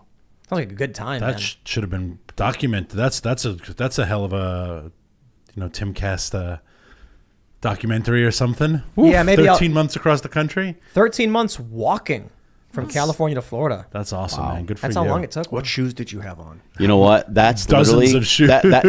That's the desperation of people wanting to escape California to come to the free state of Florida. Right there. That they'll even walk it. They'll walk it. The U-Hauls have run out. Now they're actually going to the actual Nike tread runners. So I was reading about like John Brown and stuff because we work very close to the John Brown raid headquarters, and reading about like how long it would take to travel from say Harper's Ferry to like Frederick, Maryland. It's like a 15-minute drive, but back then it was like a half day or a day trip. It's like, well, we're here in the big city. And we got to go to Harper's Ferry. It's like, get the horse, and horses got to stop and drink. They can only you can only do so much. Well, that was the whole point of the 20th Amendment as well. They gave 3 months in between elections and the actual times you started because they were worried about the time of travel. Now, for me, that's very dangerous because now you look at what's going on today and what you can do and how much damage you can do in 3 months. Yeah. And this is something that concerns me. When the Democrats end up losing the House and the Senate. How many executive orders are going to come about as a result of that because of the time of travel? Yeah. All right, Cigars and Cigarms says, if you want an idea of what the collapse of society will be like, read the 1 Second After trilogy by William Fortune. Well, all right. We'll take a look. Josh says, Amazon removed all their solar stuff because it caught fire. Yeah. Really? The other thing is I watched a video rooftop. of hailstorms. Yeah. One hailstorm and your entire solar output is gone. Again, and that's not good or bad. That's just reality, right? It's that Thomas Sowell quote. There are no solutions. There are only trade-offs. And if the American people knew the trade-offs of going green, they would not choose it. That is a real thing. Solars, hailstorms, dust. I have solar panels. I have a lot of solar gates on my farm. I've said this before on the show. And when we have 2 weeks of solid snow, if I don't brush my solar panels off the gates, the next time I try to move my cattle through, the gate is dead. And a dead gate is very hard to retract manually. That's the reality of solar. That's not good or bad. It's just reality. Well, it's not we have reliable energy sources here in America, and that's the issue with these unreliant energy sources, as Texas found out through their own demise. All right, Robert Paveza says, make culture. Get Ben Shapiro to cover The Devil Went Down to Georgia. You could even parody it. The Liberal Went Down to Florida. That'd be great. That'd be good. I need to. We need to get. I like that one. We need to do a collab on a song with Ben Shapiro. I'm still waiting for you to redo Chicken City. Doesn't he Yeah, plays Chicken the City theme violin song. or something, doesn't he? Yeah, Ben yeah. Shapiro? So but we I think he probably plays classical violin. I don't know why. He strikes me as he's good enough to rock violin's probably super pop or rock He or did the whatever. Game of Oh, Thrones dude, if we theme. could get Yeah, so there Ben you go. dancing, man, even just a few shots of him making some sweet moves. That's So we got. got to get James O'Keefe. He sings. He also dances. We got to get Tom McDonald. We'll work on it. Then we've got Ben Shapiro, Michael Knowles, Jeremy Boring. They all play music. Who else? Zuby, Basobic of plays course. bass. Basobic on bass. Just do this. We'll call it the Grifters. We'll get everybody Yeah. I love to it. come and put a song together. I love it. All right, let's grab some more. Lost Cause says, Daniel, has Tesla fixed the batteries where they do not work well in the cold? I have seen more here in North Dakota where we get weeks of -20 and lower in winter. No, they haven't. And that's, again, one of the trade-offs. And if you don't believe me, have some fun tonight. Charge your iPhone 100% and put it in the freezer. And wake up tomorrow morning and see if your iPhone is still charged. And the answer is your iPhone will be dead because Really? it cannot hold a charge below freezing. It's not good or bad. It's just reality. but how does and that- So Teslas, you can charge your Tesla all night long. Right. But when you put your phone in the freezer, it discharges? Yes, your battery drains down to nothing. But You have to leave your phone on and just put it in the freezer. That's lithium-ion batteries. Yes, discharge? that is just the reality of them. And again, your freezer, if it's 31 degrees, it may not work. But when you get down to 15 degrees, it loses it. I know that they perform It sucks poorly. it out like that. Sucks it And out, though. sometimes it doesn't even hold a charge. Wow. So imagine that. Imagine that was a big problem in the polar vortex in Chicago last 2 summers. You remember the polar vortex 2 winters ago? When I worked at O'Hare, we had electric tugs. Yeah. And in the winter, it was like, eh. And if you have a heated garage or even an enclosed garage, great. But if you just park your car on the driveway like I did growing up in New York City and you bring out the thing and you plug it in, it's not going to hold a charge. But what happens if you take your Tesla out in the middle of winter? You're driving it. Will the battery just be Your battery will definitely not last as long. It probably won't die, but I don't know the actual percentages of how much it's reduced by. That's just the reality. But how many people in America are you actually describing when you talk about this heated, garage with its own individual charger and it's $70,000, with 40-year high inflation and the fact that we can't even get our supply chain to be, continuous. I mean, How many people in California? This is the Jennifer Lawrences of the world. Yeah. How many people in California where they're going to mandate electric vehicles, live in a high rise, and they park on the street? All right. Spotch says, while listening to you guys talk about energy, California literally sent out an alert to phones about conserving electricity until 9 p.m. There you go. There you go. Yeah. Brave new world. I keep thinking about lightning and ocean water. They're like, where are we going to get all our water from? Where's our electricity? And they'll look back on humans, what infants we were at this stage of humanity. It is Are you Ben inconceivable. Franklin in this right now? I think so. It is inconceivable Gavin Newsom could win re-election with the state of his state in terms of just crime, homelessness, poverty, drug use. I still think Larry Elder should have actually beat him out. And the electricity that is your, and again, maybe you should be able to have a nuclear reactor in your backyard. I agree with that. That was the best part of Back to the Future when he's got Mr. Fission, right? You should be able to have your own, but that is Gavin Newsom's job, and he can't provide it for his constituents. He's unqualified. Sorry. All right. Peter Gohawk says, can you guys give my wife Kim a shout out? Been trying to get her to watch you. She finally did a few days ago, and today she said, when is Timcast on? Get off your phone and turn it on. LOL. Thanks, Tim. Shout out, Kim. Yeah, nice job, Thanks Kim. for watching. That's great. That's good news, huh? That is pretty cool. Brendan McGrath Music says, Biden clearly called out MAGA civilians in his 9/1 speech. Now his Twitter and walkbacks with the media, he says congressional MAGA Republicans. The gaslighting begins that he always meant Congress. Yeah, because the polling is really bad. We all knew it. Oh, that's good. So he's only referring to America First conservatives who are running for office. Great. Yeah, not the people who voted it in and who want it, just the representatives. I think that's what they call gaslighting, when they say something but then say they didn't say it. Is that gaslighting? Nathan L. says, check out the fund for Officer Matt Tidman. Thanks to the progressive prison reform in MA, Department of Corrections, a murderer had access to free weights and bashed Tidman over the head. He's in a medical coma with brain bleeds fighting for his life. Man, sorry to hear. That's crazy. Let's see. We just had one. Where'd it go? Julian Vega says, abortion issue is taking a lot of women to the Democrats, almost like the abortion issue was brought up before the midterms on purpose. Maybe. I don't think the Supreme Court planned it. I think they got it when they got it, and they went with it. It is what it is. Well, and I think that Justice Alito was right in saying that this was not a constitutional issue that should have been heard by SCOTUS to begin with, and it should fall back into the individual state rights. Yep. I think Ruth Bader Ginsburg said something similar, right? Mm-hmm. That she didn't think that this was the right way to legislate. It should have been. She agreed with the outcome, but she said and she said the law is not going to stand. She knew it wasn't going to stand. And little did she know that her intransigence at resigning because she wanted Hillary to nominate her replacement would lead to its not standing, but that's just what we call irony. Josh Bushnell says, this is why Jesus said, truly I tell you, it is harder for someone who is rich to enter the kingdom of heaven. Then he said, it is what was it? It's easier to fit a camel through the eye of an needle than for a rich man to enter the kingdom of heaven. Yep. Except the eye of a needle is a door in Jerusalem. It's not actually the needle of a needle. He says Jennifer Lawrence is in danger. She probably does not understand. All right. Poor Jennifer Lawrence. Wicked says, you are looking so slim, Daniel. What's your strategy? Oh my God. I love this person. Thank you. Not eating. Farming? Farm. You know what? Summertime on a farm is sweating nonstop. I shower at this point 3 times a day. You just walk miles and miles. And yes, I have lost a decent amount of weight, and it is literally just from sweating because farming is exhausting. Are you fasting? I just, sometimes you don't have time to eat.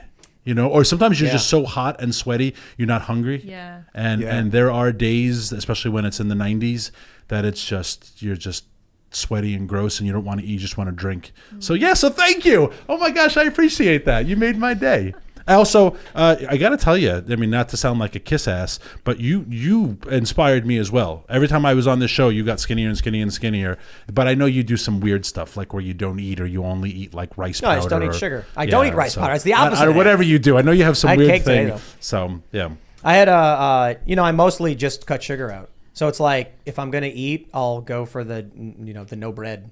We went to a lot of alcohol. Erythritol is an alcohol sugar. No, I hate that stuff. Yeah, I don't never like it that much, but it's not cane sugar. And what's the other one? I just don't do sugar. I put heavy cream in my coffee. It tastes amazing. Nitro cold brew with heavy cream is like drinking a chocolate milkshake. It's nuts. You ever have that? It's so good. Yeah. I drink my coffee black. I love the heavy cream. I in put coconut water in mine, which has a little bit of sugar, native Gotta sugar. say, I've never heard of that. It's freaking fantastic. For dinner, and a little peanut butter powder as well. For dinner, I had slow cooked chicken with peppers. In coffee? Daniel's loving it. Oh, Peanut butter? Yeah, no, peanut butter in powder. coffee? Because Yeah. it's too acidic. Oh. Ask Jack Posobiec. Yeah, ask Jack. It kind of cuts the... Actually, I heard it from Jack. Jack's Yeah. the one that introduced me to peanut it. butter powder, right? Yeah, Yep. a scoop of peanut butter powder. No, you got to try it. Come on, are you No, serious? no. You've never had like a My pop- gut reaction It's so was gross. You wanna was- try it now? Yeah. It is gross, It's Lydia. creamy. Yeah. Dude. My gut reaction was to heave. coffee peanut butter milkshake. No, Yes. I just prefer my coffee with coffee. Coffee. Yeah. I like pouring cow fat right up in it. All right, we just had a good one. There we go. Matthew Lincoln says, as a current member of the military, nothing makes me want to serve my country more than my president calling me a threat to the country. What do we do? But see, and let me tell you, this is a real issue. You know, a lot of our recruitment issue isn't just because of the unconstitutional forced vaccinations, which is an intentional purge, but the idea that he literally is kind of purging out the military because of the lack of morale. And that's really an issue for us. I mean, look, at the end of the day, I think that every single member who has been purged out of the military as a result of them refusing the unconstitutional vaccine mandate should be entitled to 100% of their benefits. And for those who have served 15 to 16 or even more years, they should be allowed back in the military to continue their service and go into their retirement. I don't think that an unconstitutional vaccine should be the reasoning for you being discharged out of the military. Do you remember that Russian military recruitment video? Yeah. That was just like super alpha. Same as the Chinese, same as and the you others. watch that video, like I wanted to join the Russian military. And then after watching that. they switched to the American one where they're talking about pronouns. Well, the American one was Yeah. like a cartoon, and she was like the life of Jill, and my two moms taught me how to protest, and then I became in the Again, army. this and it's goes back like, to- so oh my I gosh, I want to join the Russian military. When I was in the military, during the Be All You Can Be days. And I can, well, as far as the Army. And so I can tell you Get right an edge now on that, life. you know, Yeah, the be ideas of all that not you can be. not being about, you know, pronouns or CRT or inclusiveness or diversity or things like that. This is what I would tell every single politician who thinks that that's important as opposed to increased lethality, things like that. Go walk through Arlington. Yeah. Go tell me how those alabaster colored, you know, headstones are laid out. Are they laid out by gender? Are they laid out by religion? Are they laid out by your diversity? No, they're not. At the end of the day, we all bleed green. And that was something that we understood in the military. So the idea of dividing our military, weakening our military, and constitutionally purging our military is un-American. Right on, man. I'm so in line with that. I would love to let these people back in. Receive a hero's welcome back, especially with 100%. knowing now what we know about COVID. Like, come on. Amen, brother. Ladies and gentlemen, if you haven't already, would you kindly smash that like button, subscribe to this channel, share the show with your friends. Head over to timcast.com, become a member, because we're going to have an uncensored, not so family-friendly, members-only show at 11 p.m. It's going to be a lot of fun. We usually have a lot of fun. Things get spicy sometimes. You can follow the show at Timcast IRL. You can follow me at Timcast. Corey, do you want to shout anything out? I just want to tell everybody that, you know, look, at the end of the day, if you don't like what's going on in America, you need to get out and vote. You need to understand that your civic duty is out there. You need to understand that if you like the increased gas prices, the lack of supply chain, the open borders, the soft on crime policies, the increased criminality, things like this, get out and do something. I'm not telling you to vote left or right. All the Republicans are the right way. But what I'm telling you is that at the end of the day, you have a voice, and no one should be able to silence that. So get out, make sure you vote on November 8th. Always great to be here. Daniel Turner PTF on all platforms. Powerthefuture.com. If you care about energy issues and if you care about Virginia sheep farms, the preeminent Virginia sheep farm is Bristol Farm, Virginia. I know Lydia follows us, and you like us all the time, I which love makes me it. happy. And we just got a whole bunch of new girls, and you can go check them out. They're very, very sweet Scotties. So I've been following you guys on Instagram. Thank you. Finding some amazing video from time to time I see in You my don't feed. follow me on Thank you. anything. Well, I'm about to. Get some- I get some- got to follow you on Twitter. What's I'm your real- Twitter handle? get some sheep. At Cory Mills FL. Followed you. And hey, you got a hat behind you. Is that merch? It is merch. Where And you can- can. where You know at? what? I will be happy to go ahead and provide that to you right now. Tell me more.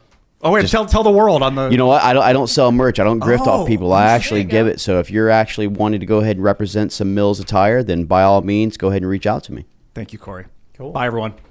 And I'm also here. Thank you guys all for tuning in this evening, this fun Tuesday night. Thank you, Cory, and thank you, Daniel, for coming. And that Thank sheep you. farm is just to die for, I have to say. Check it out for sure on Instagram. You guys can follow me on Twitter and Minds.com at Sour Patch Lids, as well as SourPatchLids.me. We will see you all over at timcast.com just about an hour or so. Thanks for hanging out. Bye, guys.